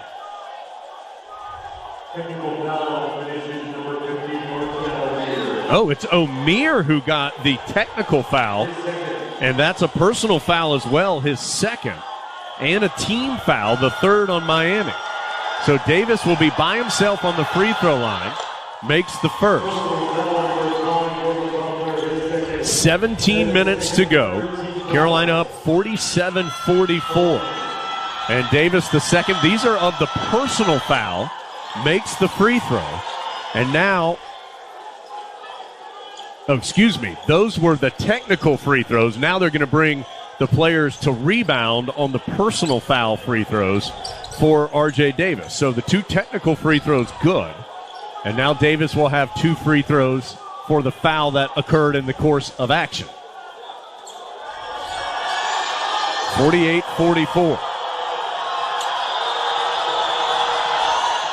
Davis makes that two. So he's made three straight here of the four shots between the technical and the personal foul. 49-44. It's a 9-0 Carolina run. The final of this quadruple free throw. Good. I'm going to tell you, not a single one of them touched anything but the net. 50-44. Carolina now up 6 after the foul and technical on Miami. Hurricanes high weave. We've seen this several times from them offensively. Pack. Baycott called for the foul as he ran out to try and stay in front of him, or at least challenge him, as Pack was working on the perimeter. That's now 2 on Baycott and 3 on Carolina. So the inbounds goes to Pack. Pump fake on like a 25-foot three, but you can imagine him taking it. Cleveland will take a three and come up short. R.J. Davis tried an outlet to Godot, and it's tipped and intercepted. 4th turnover on Carolina here this half. Bensley Joseph, pump fake for 3, gets him by Ingram, and then he's able to go lay it in. That stops the 10-0 Tar Heel run and gets Miami back within 4. Ryan on the sideline. Omier fronting Baycott. Baycott just can't get space. Cadeau has it now.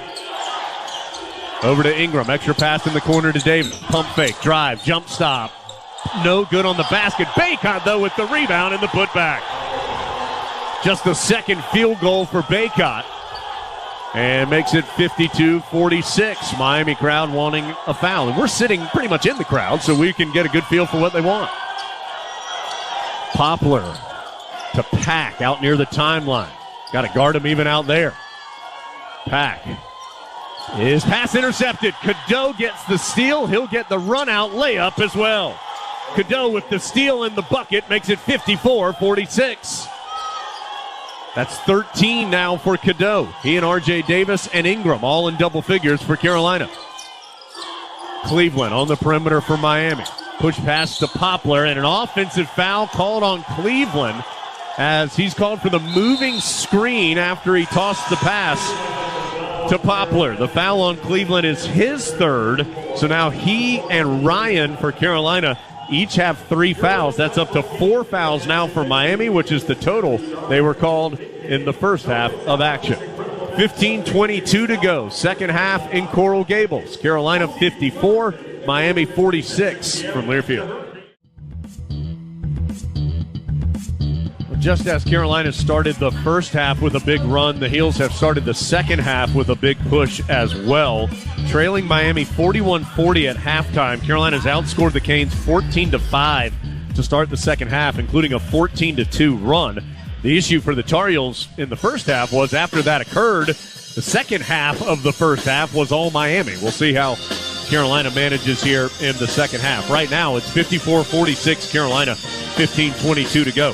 Modelo, proud to sponsor Carolina basketball of the Tar Heels. And a reminder, after the game, we'll have our Best in the Game feature brought to you by Old Dominion Freight Line. Old Dominion Freight Line works hard to be the best in the game and is proud to support those striving to be the best in theirs. And Marcus, part of this run for Carolina has been Miami not shooting well. 2 of 10, 1 of 7 from 3. I'd love to tell you every one of those was tightly challenged. Not the case. Miami's missed 2 or 3 open threes in addition to Carolina challenging some others as well. Yeah, absolutely. They have been some good shots for Miami that haven't fallen, the ones that were falling in the first half. So I think North Carolina needs to do a better job of stepping up that defensive energy. They've done a good job here and there, but just need to be more consistent throughout this second half of defending the perimeter. And that sequence where there was the shooting foul called on Poplar and the technical foul on Amir was big because R.J. Davis made all 4 free throws. That was a big sequence in this game. Davis has it deep on the left wing. Now to Ingram. They are doubling Baycott off the ball in the post. Carolina able to work it to him. Missed the shot from straight on, though. It was hard work to get him the ball, hard work by him to get the ball, and then he just couldn't quite finish. Miami has it now with the heels up 8, 54-46. Baycott has just 2 field goals today, 2 of 5 from the floor. And a foul on Ryan. That's his 4th. As Ryan trying to stay in front of Pack, and that hurts in 2 ways. Obviously, one, Ryan is going to have to go to the bench with his 4th foul, but the Tar Heel bench just has not been very impactful so far today. 1 total point. In fact, it's the only bench point in the game for either team. It was a Zayden High free throw as a fall away long 2, no good by Pack. Rebound to Baycott.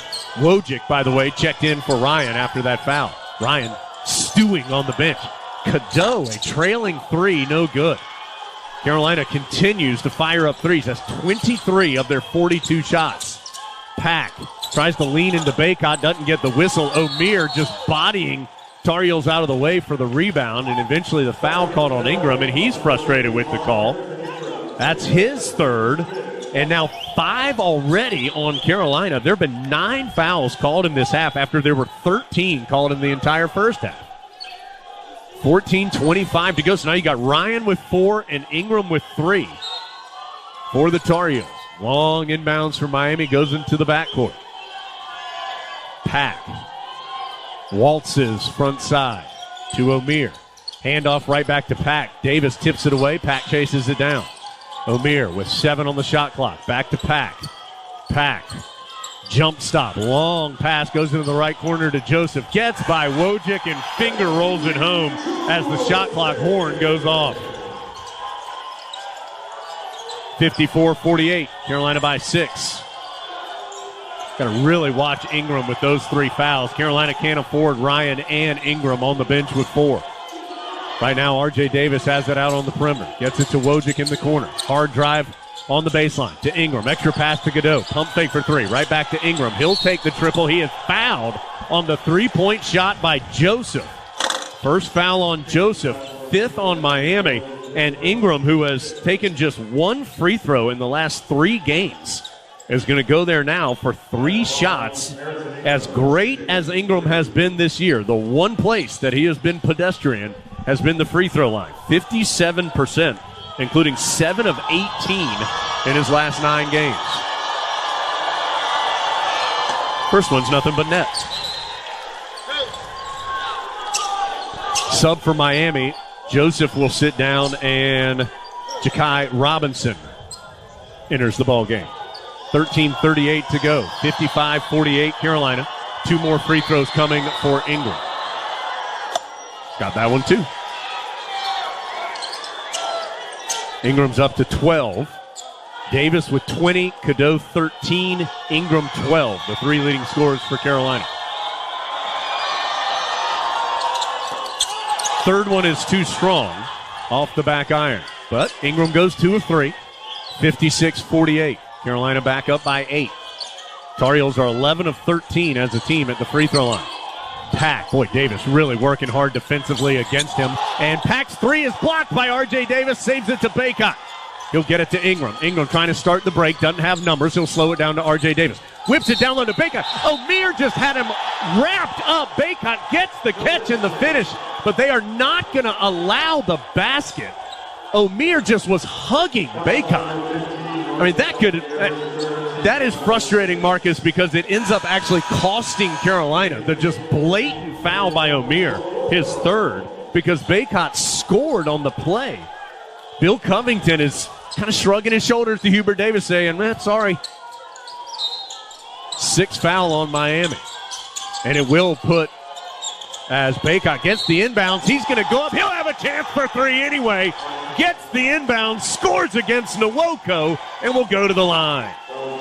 So the foul on Nwoko, his first, 7th on Miami. That foul on Omier was his 3rd. I was about to tell you he was going to the bench, and Nwoko came in, but Armando did a nice job telling it better than I could. 13-11 to play. Heels up 10, 58-48. First free throw of the game for Bacot. No good. He was 10 of 11 last game at the strike, but that one's off the back iron. So Carolina's missed 2 straight free throws after starting 11 of 12 at the strike. 58-48, Pack. Boy, R.J. Davis really making him work. Pack pivots on the left side of the lane, misses the turnaround. Nwoko, though, with the rebound and the stick back. Boy, got to credit R.J. Davis, though, man. He is working hard defensively. He's working extremely hard, and he's making it tough for Pack. Pack might make some of these shots, but he's making them work for it. Ingram on the perimeter over to Cadeau. Carolina wants to get it to Bacot. Gets free from Nwoko and hammers it home. Carolina smells blood in the water with the freshman Nwoko trying to guard Bacot. They have gone to their veteran big man, and he is making him pay. Timeout Miami after Bacot threw down the two-handed dunk. 60-50. Carolina by 10. 12:30 to go. Timeout will stretch to a full from Learfield.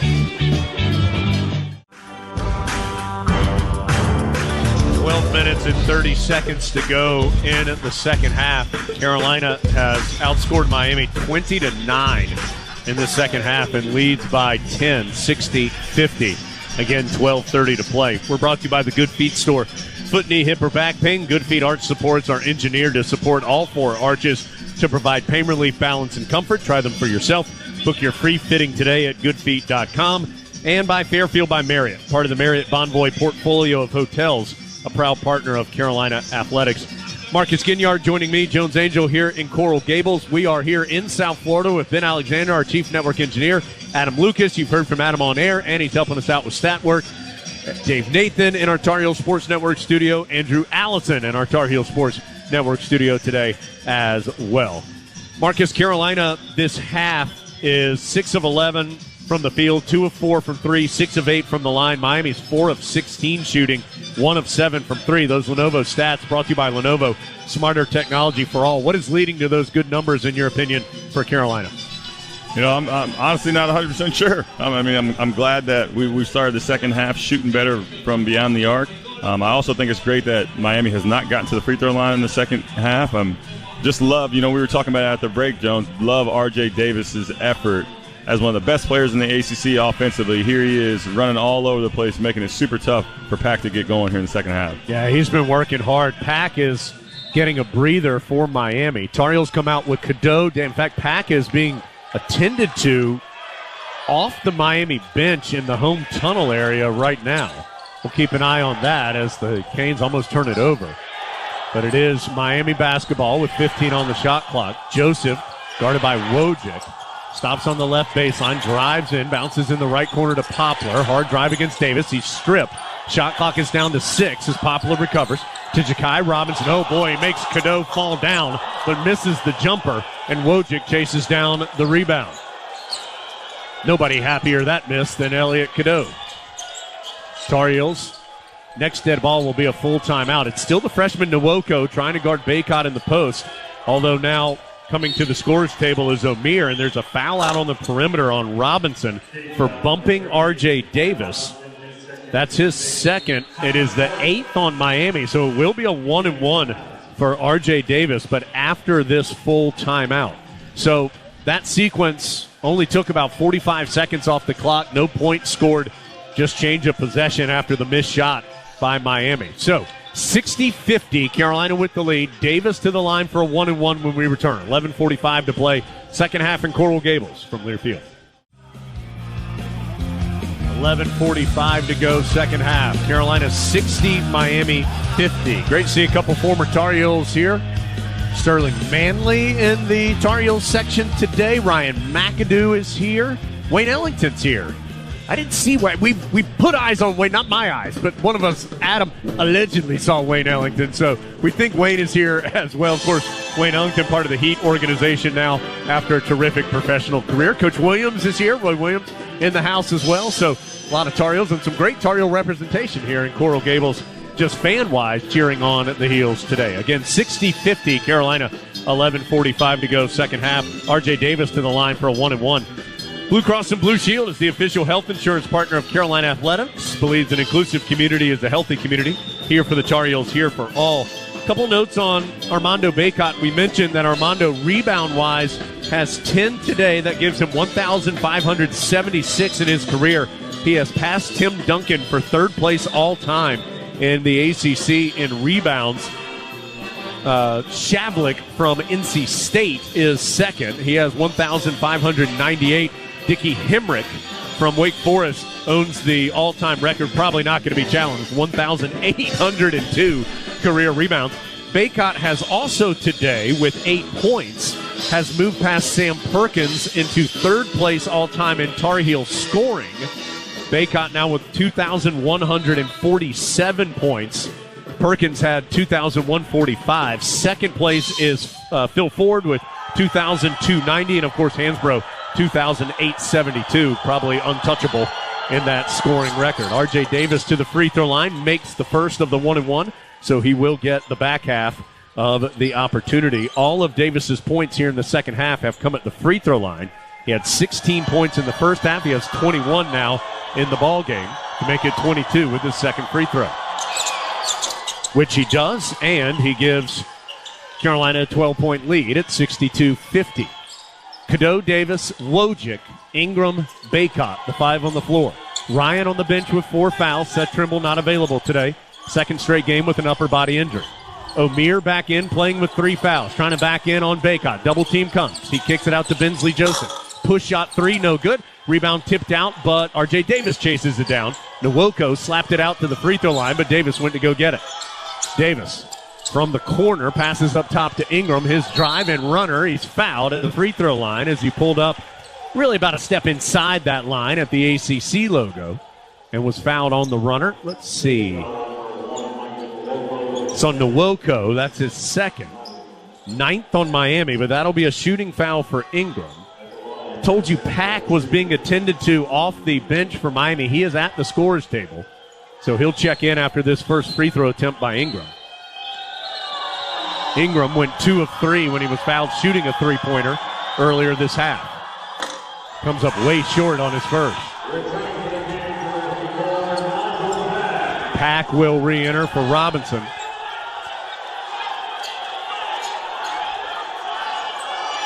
Miami fans are asking for a technical on Harrison Ingram because the ball carried him back to him and he threw it up back towards the rim and it went in. That's the only one that went in, though, because he missed both free throws. Short on the first, long on the second. 2 of 5 today, 9 of 23 in his last 10 games at the line. Jalen Washington comes to the scorer's table for Carolina. Wooga Poplar at the right elbow, back to the basket. Now he's going to put the ball on the ground, dribble out to the wing. Gets it down low to Nwoko. His hook shot on the baseline, good against Ingram. Makes it a 10-point game, 62-52. Tar Heels up 10. 10:45 to go in the second half. Bacot passes over to R.J. Davis. Bacot all tangled up with Nwoko down low. Davis sends it up top to Cadeau. Joseph giving him some space. Cadeau tried a really tough pass to Bacot. It was tipped. Yeah, the officials are giving it to Miami. Now Tommy Morrissey comes in and says, no, it was tipped and belongs to Carolina. And Jones, we're lucky it's tipped. It was an awful angle. Yeah, and a terrible pass. Yeah, it was. Cadeau tried this low spinning bounce pass from a difficult angle. So Washington is going to check in. He will replace Ingram. And now Pack, who just checked back in, is going to come back out. And he has labored going to the bench area. Bacot gets the inbound. 1-on-1 with Nwoko. Kicks it out to R.J. Davis. His runner with 2 on the shot clock, no good. And a foul called on Jalen Washington on the rebound attempt. That shot clock had gotten low. That's why Davis tried a pretty difficult shot, like a running push shot from about 17 feet. And the foul on Washington is first, 6th on Carolina. So it's a 10-point game. Heels up 10, but Miami with the basketball. Poplar on the left wing against Wojcik. Around a screen, gets free and misses the long three, but the rebound caroms to Ja'Kai Robinson. Spinning into the paint, throws up the reverse layup and scores. Robinson only had 2 field goals all year. Makes one there to get it to an 8-point game. Tar Heels trying to get it down low to Washington, can't. Instead it ends up to Cadeau. He'll whip it to RJ Davis. Catch and shoot 3. Count it from the right wing. RJ with 25.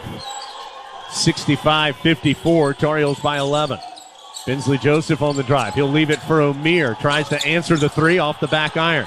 Rebound fought for, earned by Wojcik. He'll get it to Cadeau. Carolina up 11 and on the move. Now Cadeau's going to slow it down as Miami had gotten back. Tar Heels set up a half-court play here. Cadeau. Well, I guess the play is Cadeau shoots from straight on. It is no good. Baycott runs down the rebound. Back to Cadeau. He's stripped driving in, but it was touched last by Miami. It will belong to Carolina. 9:04 to go. Hubert Davis screaming at Elliot Cadeau. I think to calm down. 12 on the shot clock for Carolina. 9:04 on the game clock. Davis. Remember, Carolina got a 5-second violation. This time he does get it into Baycott. Right back to Davis. His runner is short. Rebound. Jalen Washington goes back up. Can't finish. Rebound tipped up near the rim. Still loose. Poplar comes down for Miami. Boy, nice job by Jay Wash. Just couldn't finish in traffic. Joseph the other way. Lost his balance. Kicks it out to Poplar. Poplar going to be called for the offensive foul for pushing off against Wojcik. That's the 3rd on Poplar. 10th on Miami. It will not result in free throws as it was a player control foul.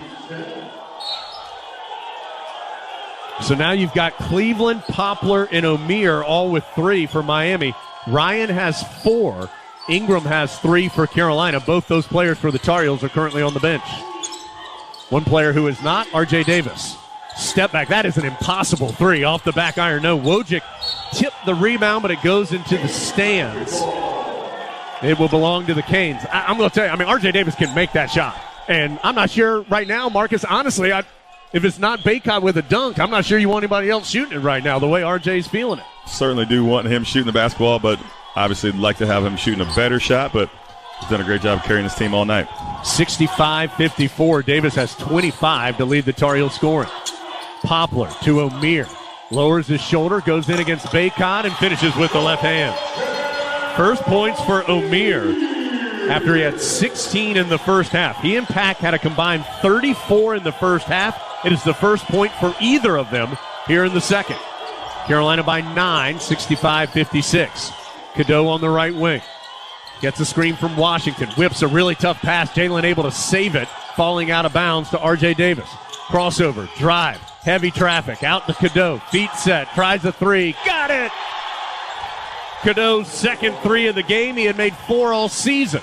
68-56. Miami will take another timeout, leaving the Canes with 1 for the final 7:33. It will be a full. Carolina 68, Miami 56 in Coral Gables from Learfield. Tar Heels were down 1 at halftime. They have outscored Miami 28-15 in the second half to lead it 68-56 with 7:33 to go. Food Lions, the proud sponsor of the Score to Give More program, for each free throw the Tar Heels make in today's game and all season long, Food Lion Feeds will donate 100 meals to a local area food bank. Couple of these Lenovo stats for individuals for Carolina. RJ Davis has 25 points. He is 6 of 15 from the field, 5 of 9 from 3, 8 of 8 at the free throw line. It is the 16th time that he has scored 20 or more points this season, 28th time in his career. Elliot Cadeau has had a big game as well for the Tar Heels, 16 points. That is a freshman season high tying number for Cadeau. He also had 16 earlier this season at Florida State. So he has 16 points, including that last three-pointer. Cadeau has added 7 assists and 4 steals as well. Ingram, the only other Tar Heel in double figures, he has 12 go along with 2 blocks and 3 rebounds. Today, Bacot 8 points, 11 rebounds. For Miami, Omier and Pack each have 18. That's 36 combined points, but they have 34 combined points at halftime. Only 2 points between the two in the second half. And the issue has been threefold. 1, Carolina's done a better job defensively. 2, Omier's been in foul trouble. He's picked up 3 all this half. And 3, Pack has been shaken up and on the bench some with an apparent injury to his lower body. So all those things have added up to those 2 excellent players not having the level of success in the second half that they had in the first. Inbounds for Miami. Carolina up 68-56. 7:27 to play. Pack back in, even though he's a little slow. Working against Davis on the perimeter. Drives in. Tough shot is... it crawls in, and he's going to have a chance for 3. Foul's going to be called on R.J. Davis. His second. And Pack, first points of the second half, will have a chance to make it 3. That was a high degree of difficulty for the junior from Indianapolis. He's a good free throw shooter, as you would expect, at 79%. But he's strong on the attempt. 7:17 to play. Carolina up 10, 68-58. Cadeau brings it front side, dribbles between his legs. He's checked by the taller Poplar to R.J. Davis, going hard into the paint. Boy, I thought he got fouled on the layup attempt. No whistle, and it didn't go. Miami with the rebound. 7 minutes to play. Pack around a screen, pulls up for 3, no good. Nice job by Ingram on the box out of Cleveland to get the rebound. Cadeau will slow it up as he comes front side. Hubert Davis directing some traffic off that Tar Heel bench. Ingram's going to back in against Cleveland. 1 dribble, 2 dribbles, 3 dribbles. And he threw it out of bounds. He elevated to shoot. At least Bacot thought he was going to. So Bacot spun to box out. Ingram tried to pass it and sailed it into the photographers. Sloppy couple of minutes here.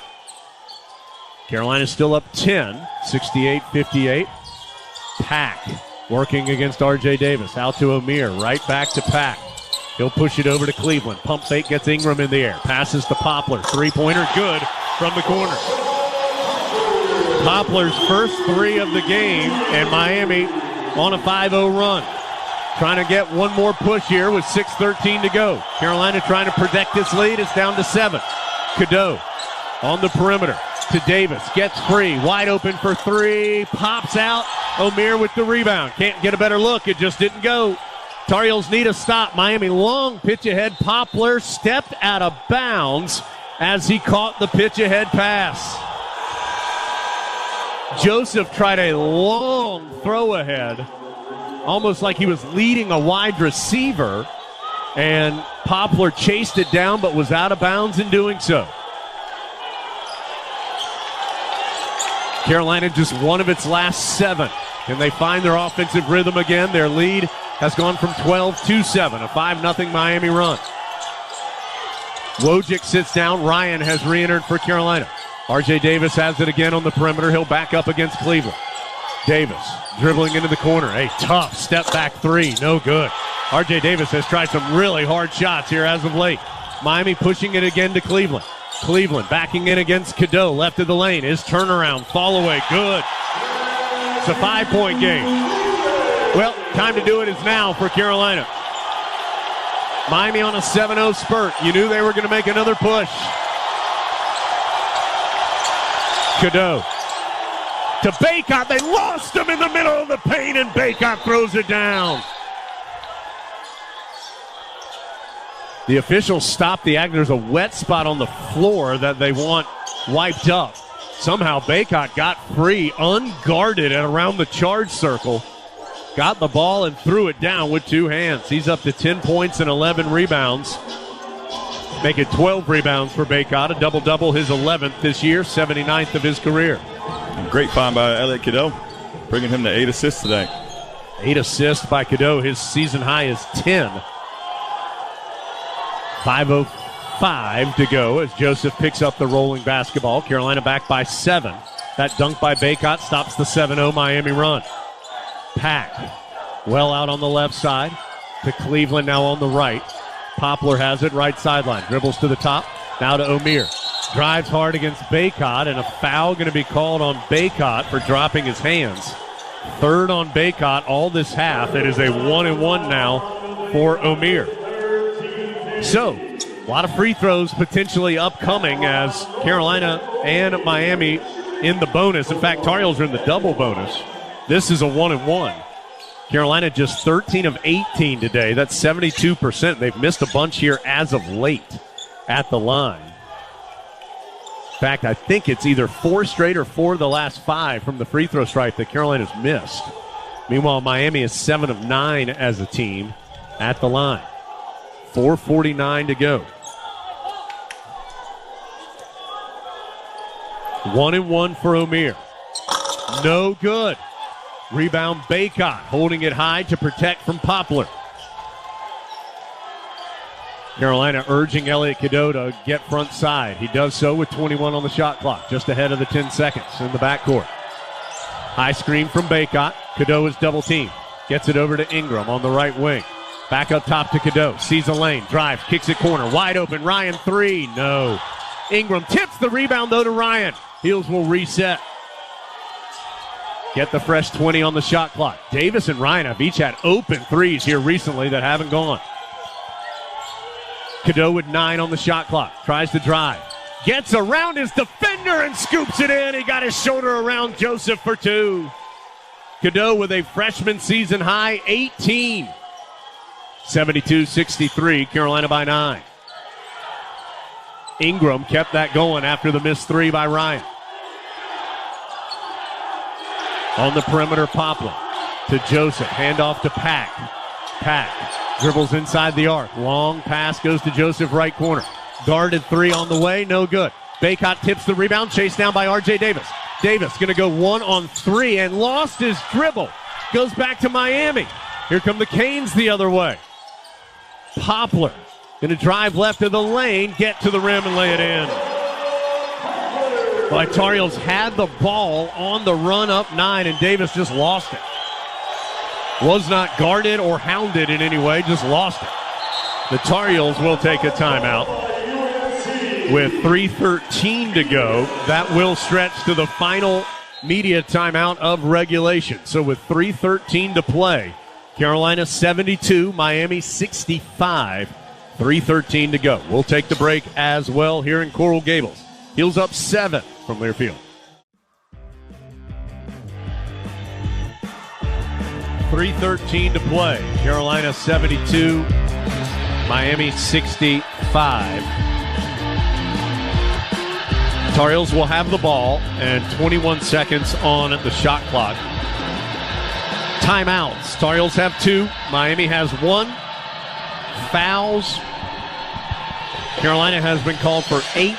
So that means a common foul on the Tar Heels would still be a 1-and-1 for Miami for 1 more foul.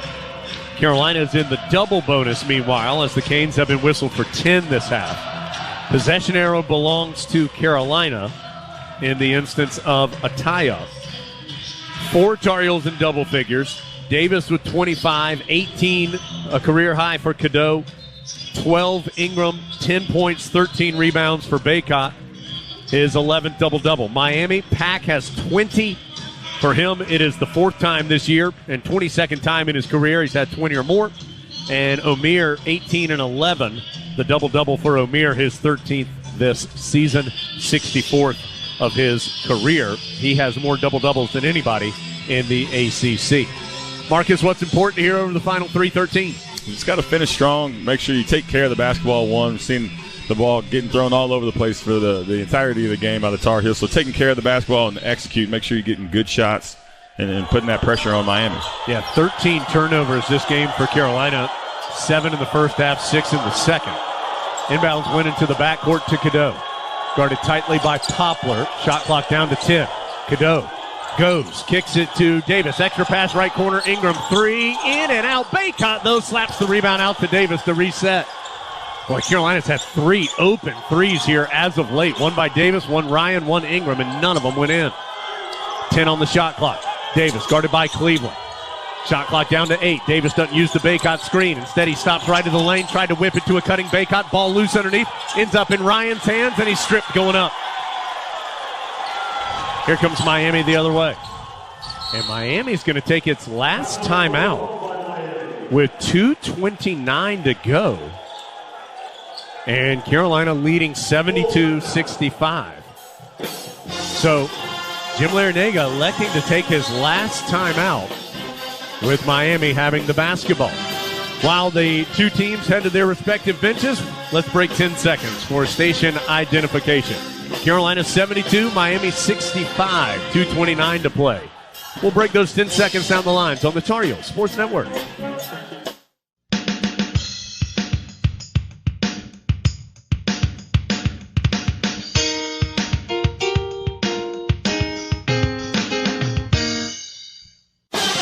Again, it's Carolina by 7, 72-65, 2:29 to play. That's Miami's last timeout. Tar Heels have 2. Possession arrow still to the Heels. Foul still the same. Carolina in the double bonus and Miami in the bonus. Hard to argue, Marcus, here with some of the shots Carolina's gotten down the stretch. An open 3 in the corner from Ryan, an open corner 3 from Ingram, an open wing 3 from Davis. They just hadn't gotten to go in. Now, what they have done is kept the ball alive and the possessions alive. They've gotten multiple chances. Sometimes they've scored, sometimes they haven't. But they've also burned some clock here. We're down to 2:29. You're absolutely right. All of those things being true, they've also made Miami work on defense to get those shots, so they're tiring them out a little bit. I mean, those are great shots that didn't go in, and hats off to Baycott and to Ingram and Cormac for, getting those loose balls and tipping them back out and then keeping the ball alive. Those little things matter. They're not going to show up on the stats, but those things are going to matter.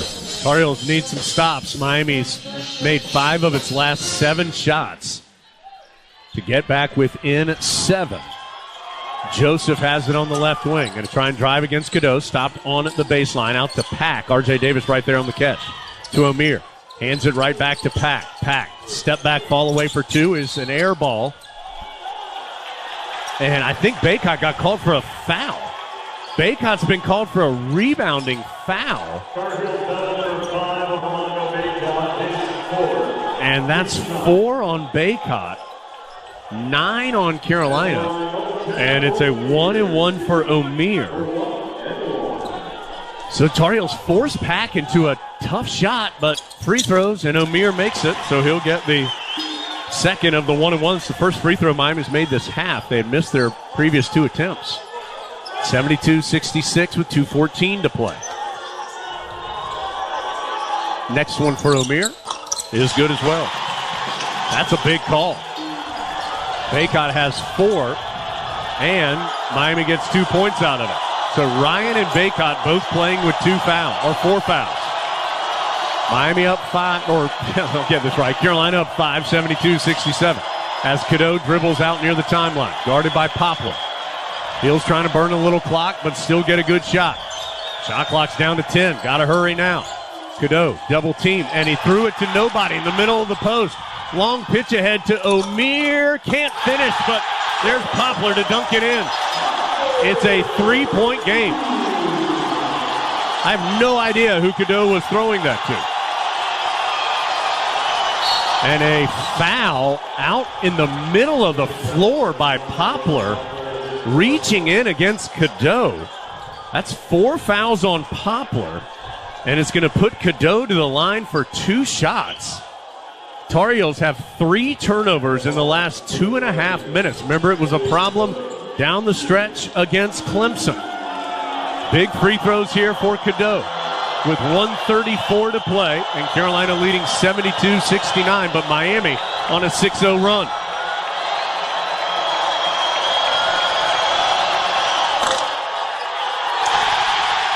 You can tell from the crowd that Cadeau didn't get the bounce.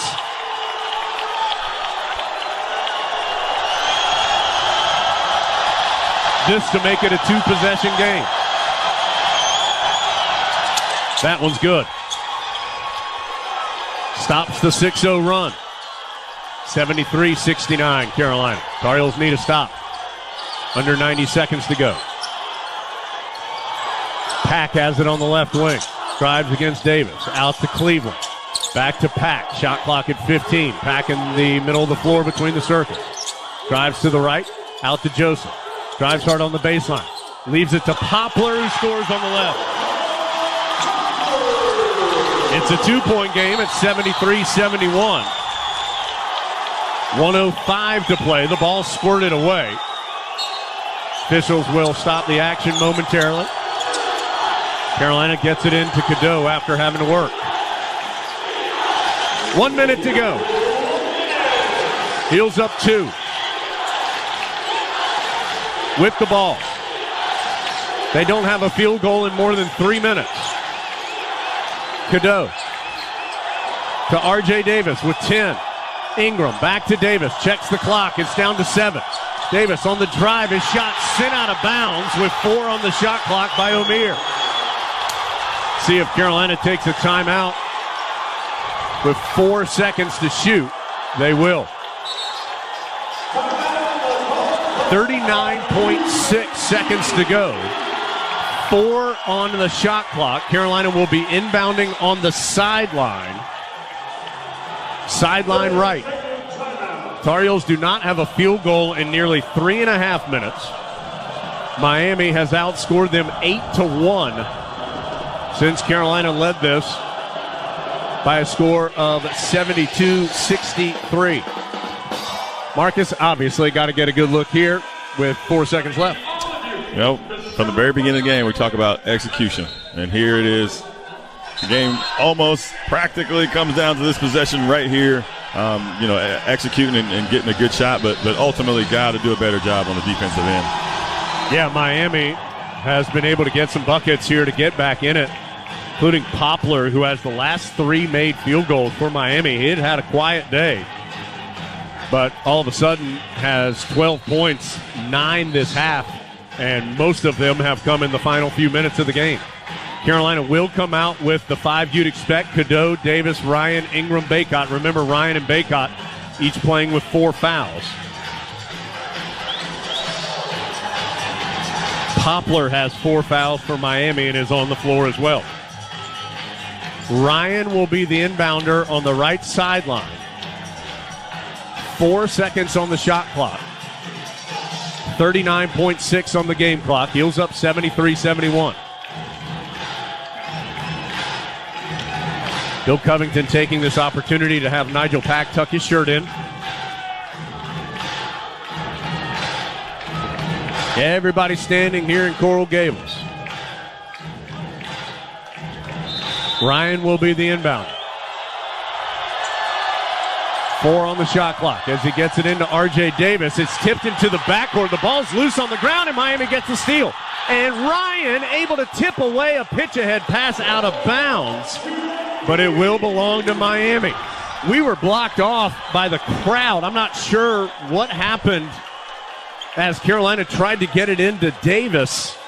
Miami tipped it free and got the ball.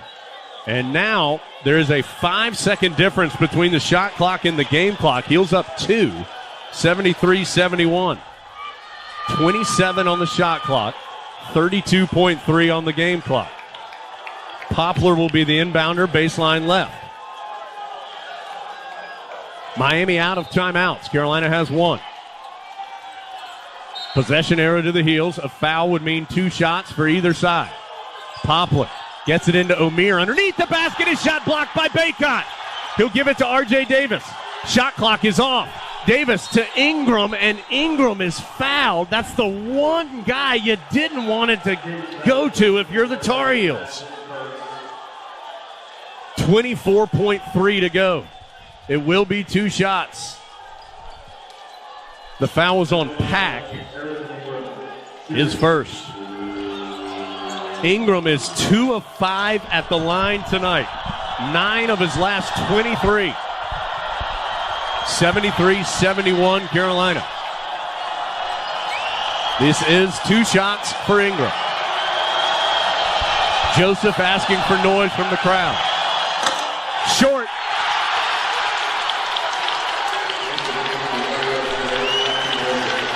Ingram now 2 of 6 as Cadeau will come out and Wojcik enters.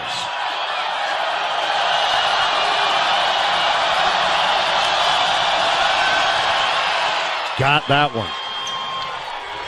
74-71, 24.3 to go. Pack will let it roll. Remember, Miami's out of timeouts. 20 seconds to go. Pack, guarded by Davis out on the perimeter. Around a screen. Baycott now guarding him on a switch. Pack going to fire up a mile-long three. No good. Rebound is out of bounds. The Canes chased it but couldn't get to it. 9.7 to play. Carolina does have a timeout. 74-71. Wojcik will be the inbounder. Miami is subbing. Nwoko is coming in. He'll replace Pack. Also gives him size. Miami, it's going to put the 6'10 Nwoko on Wojcik, the inbounder. Carolina does have a timeout, but they get it into Cormac Ryan. And Ryan is fouled with 8.4 to go by Bensley Joseph. His second. And now Ryan with 2 shots. His first free throws today. He's an 87% shooter, but 2 of 5 in the last 4 games. So, got to get 1 to go to make it a 2-possession game. Currently a 1-possession game at 74-71. It's up. It's good. Pack will re-enter. Nwoko sits down.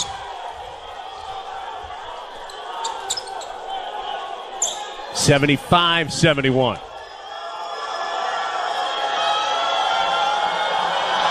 Second free throw from Ryan. That one pops out. Rebound to Miami. 6 seconds left. Heels up 4. Poplar. Tough runner. And Baycott is called for the foul with 2 seconds left. Baycott's going to foul out. That's the one thing you couldn't do, is allow Miami to go to the line and score without the clock running. So Baycott fouls out with 10 points. It is the first time he's fouled out this year, the 12th time in his career. He'll leave with 2.1 seconds to go. Carolina is just 16 of 24 at the free throw line, including 11 of 18 this half. Some big misses here late by Ryan, Ingram, and Cadeau. Heels are still up 4, though, with 2 shots coming from Poplar, almost an 84% shooter. Tar Heels bring in Cadeau. No, it was Withers, who came in for Baycott. Poplar's free throw, good. Now Jalen Washington is going to get to the scorer's table. He'll replace Wojcik.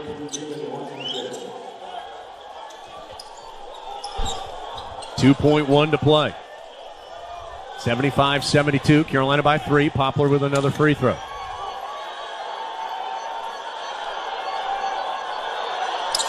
He tries to miss it and does. The ball goes out of bounds off of who?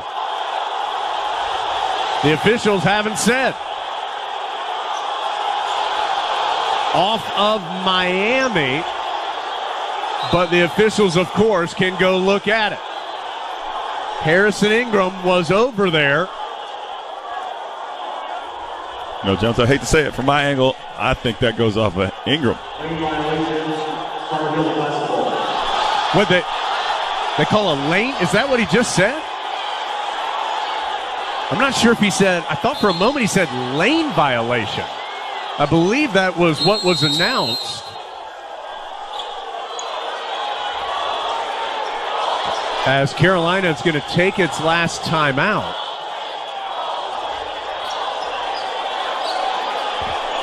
Well, the officials aren't going to the monitor, which makes me think we are way removed from the scores table. We're going to try and get some clarification here. Either way, they're not going to the monitor and giving the ball to Carolina, which makes me think that it was not just a decision on who touched it last, because that would have been a play to take a look.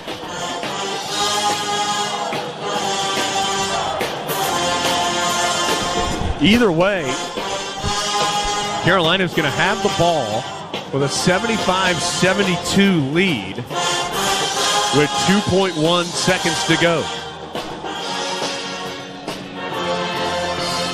So, Marcus, what's important here? You're out of timeouts now. Obviously, getting the ball in, I understand that. But what do you have to do if you're the Tar Heels here to make sure you get it in cleanly? Just, again, execution. I don't know how many times I'm going to have to say it today. Execute, making sure you're in the right places, making sure you're setting good screens without fouling, without setting an illegal screen, and getting the ball, to R.J. Davis or Cormac Ryan. That's, of course, who Carolina would want the ball in their hands. Davis, a 90% free throw shooter. Ryan, 87, although Ryan just missed the big one a moment ago and is 3 of 7 in his last 5 games. Carolina will inbound. It will be Ingram, the inbounder. Davis, Ryan, Withers, and Washington are the other 4 Tar Heels on the floor. Both teams out of timeout, so Carolina has to get it in. They do to Ryan. Ryan in the backcourt. The horn sounds, and the Tar Heels are going to win it. Well, Hubert Davis asked how his team would respond after the frustration on Tuesday night. They respond with a hard-earned, hard-fought road win in Coral Gables this afternoon. Final score 75-72. The Tar Heels squeak out of here with a 3-point win despite not having a field goal for the final 4 minutes and 7 seconds of the ball game. So, Carolina improves to 19-5, 11-2 in ACC play. Tar Heels still atop the league. Canes fall to 15-9 and below 500, 6-7 in ACC action. Tar Heels win it 75-72 from Learfield. All right, it sounds like Jones is back with Coach Davis in the Continental Tire Coach's Corner. Let's listen to those two here live. Yeah, thank you, Dave. Really hard-earned victory and road victory for Carolina this evening against Miami. Final score 75-72. We're inside the Continental Tire Coach's Corner with Coach Davis. Coach, this one was not easy, but your team able to get out of here with a win. Your thoughts after your guys win it by 3? Well, I just so proud of the guys, the way that they reacted and responded to a lot of adversity out there on the floor in both halves. You know, we got off to a really good start. I thought defensively on the offensive end, our pace was really good. We were in a nice little flow, and then things went away and, going to halftime down 1. And I just felt like our guys just got, as the game went on, even though they were tired, they got stronger and stronger. And we always talk about discipline and details, the simple things that we have to be sharp on. And down the stretch we were able to get a huge win, another one on the road against a really good Miami team, a team that we haven't had success against since I've been here, even as an assistant coach. And so this was a great win for all of us. Coach, Norchad Omier and Nigel Pack, I believe it was 34 combined points in the first half and just 6 combined points in the second half. What did you feel like you guys did better against those 2 great players in the second half? Well, 2 things. One, I thought Armando played defense in 2 ways. He played better defense, and he went at Omier on the offensive end, which put him in foul trouble, which put him on the bench. So I thought Armando in the second half, we don't win without him. And then we started any ball screen DHOs, we just doubled Pack and just got the ball out of his hands. And if somebody else stepped up, we was going to make somebody else make some. But the rhythm that he was in the first half, we just didn't have an answer. And, we had to try something different, and it worked. Coach, we've talked about R.J. Davis multiple times this year, but 25 more points. Enough. He's been great. 25 more points today and hit some big shots, 8 of 8 at the free throw line. Just another great game from him. No, it is. And, I know I don't know if I'm not supposed to say, but ACC Player of the Year, National Player of the Year. I feel bad what I ask him to do every night. And not only does he do that, he brings it in practice. And he's one of those special players that you just are blessed to be able to coach and be around. And the impact that he's had on this program, this team, and specifically this game was huge. Last thing, you always talk about response and reaction and things like that. How'd you feel about your team's response after a difficult day on Tuesday this past week?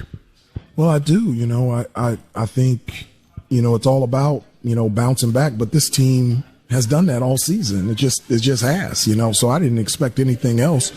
But, bouncing back after a disappointing home loss to a really good Clemson team and coming on the road, this was a huge game for us. We needed to play well. We needed to win, and we were able to get one. 75-72 the final. Coach, congratulations. Look forward to talking with you soon. Okay, thank you so much, Jones.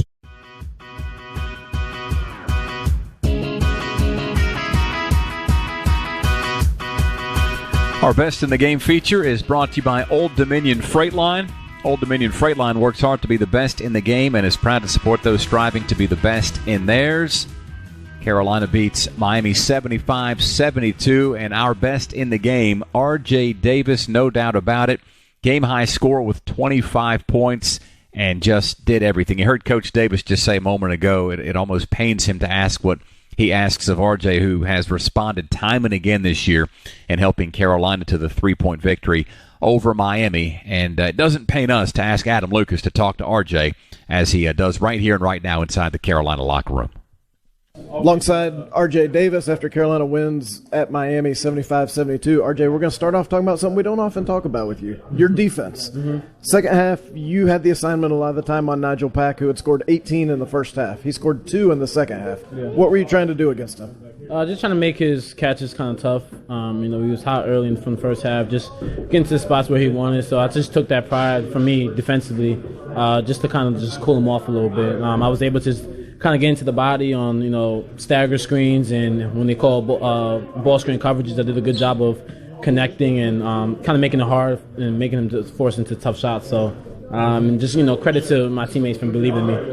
When it gets down to those, it's a 1 or 2 possession game, and he's probably going to get the ball and probably going to take the shot. Yeah. What is going through your mind as those plays are unfolding? What are you looking for? If he doesn't have the ball, kind of just not let him get the ball, kind of deny it. But if he does get the ball, just be aggressive and just trust my instincts on the defensive end, sliding my feet, getting over the screens. I know we were in switch in the last couple of seconds of the game, but now they tried to set one screen. I was able to get over it. And then Mon was able to get a good stop and a good pressure on the ball once he switched again. So just kind of making it difficult for him to catch the ball in those last 2 minutes. One other non-offensive thing. You seem to have a knack here the last couple of games. You're down on the floor getting a loose ball. Mm-hmm. You're getting a big rebound when it's needed. What enables you to make those types of plays, and why does this team need that from you? Just my effort. I think I just want it, and it's not all about scoring for me. It's about impacting the game in ways that can just help the team. And today it was either grabbing the rebounds, going after the 50-50 loose balls, getting steals. I got a block today, so just all those little things. And I'm not always going to rely on my scoring to affect my energy. It's more about just my overall play, and I think I did a good job of doing that. And at the same time, it also gets my teammates going because they see if I'm doing that, if I'm diving on the ball, it makes them want to pick up their energy as well. Okay, by the way, RJ also scored 25 points, including 5 3-pointers. Yeah. A lot of those 3-pointers were early. How were you able to get some of those looks? Just for me, setting my man up, and I think I did a good job of watching film with Coach Page of different ways of how teammates are guarding me. How the teams are guarding me, made top block and whatnot. So, and then also my teammates did a good job of screening for me, and I was able to get open and knock it down.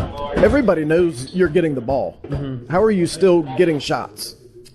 Just my teammates. I think they do a good job of just finding me, but at the same time, I make myself available, whether that's coming off ball screens or on ball screens. So just trusting my work and my confidence, and to make myself available to make the play. The last 2 minutes were a little frenetic. What do the Tar Heels need to do a little better execution-wise in the closing parts of those games? We got to do a better job of just closing out the games, and we had a 7-point lead, I think, with 3 to 4 minutes left to go. So just kind of tighten up on the little things, the shot selection. We had a couple of great shots that were just kind of rimmed and out, didn't go our way, but just taking care of the ball and again defensive stops. That's what's going to help us and make us go into the postseason and be able to come out with these close wins. Another close win on the road for the Tar Heels, the 44th all-time winning road record in the ACC for Carolina. R.J. Davis, a big part of it in every single way. R.J., thank you. Appreciate it. Well, that'll conclude our broadcast, produced as always by Tar Heel Sports Properties, a property of Learfield. Our general manager is Chuck Schrader. Network manager Phil Brame. Paul Roper is our network coordinator. Thanks to Chief Network Engineer Ben Alexander, as well as Andrew Allison filling in admirably for John Essick back in the studio. Jody Zeugner somewhere, someplace, sometime cranking out all the statistics you needed to know about. So for Jones Angel, Marcus Ginyard, Adam Lucas, and the rest of our crew, my name is Dave Nathan, reminding you that our next broadcast begins with the Reed's Jewelers pregame show on Tuesday night at 6 o'clock when the Tar Heels play at Syracuse. Once again, our final score, Carolina 75, Miami 72, and you heard it all right here on the Tar Heel Sports Network.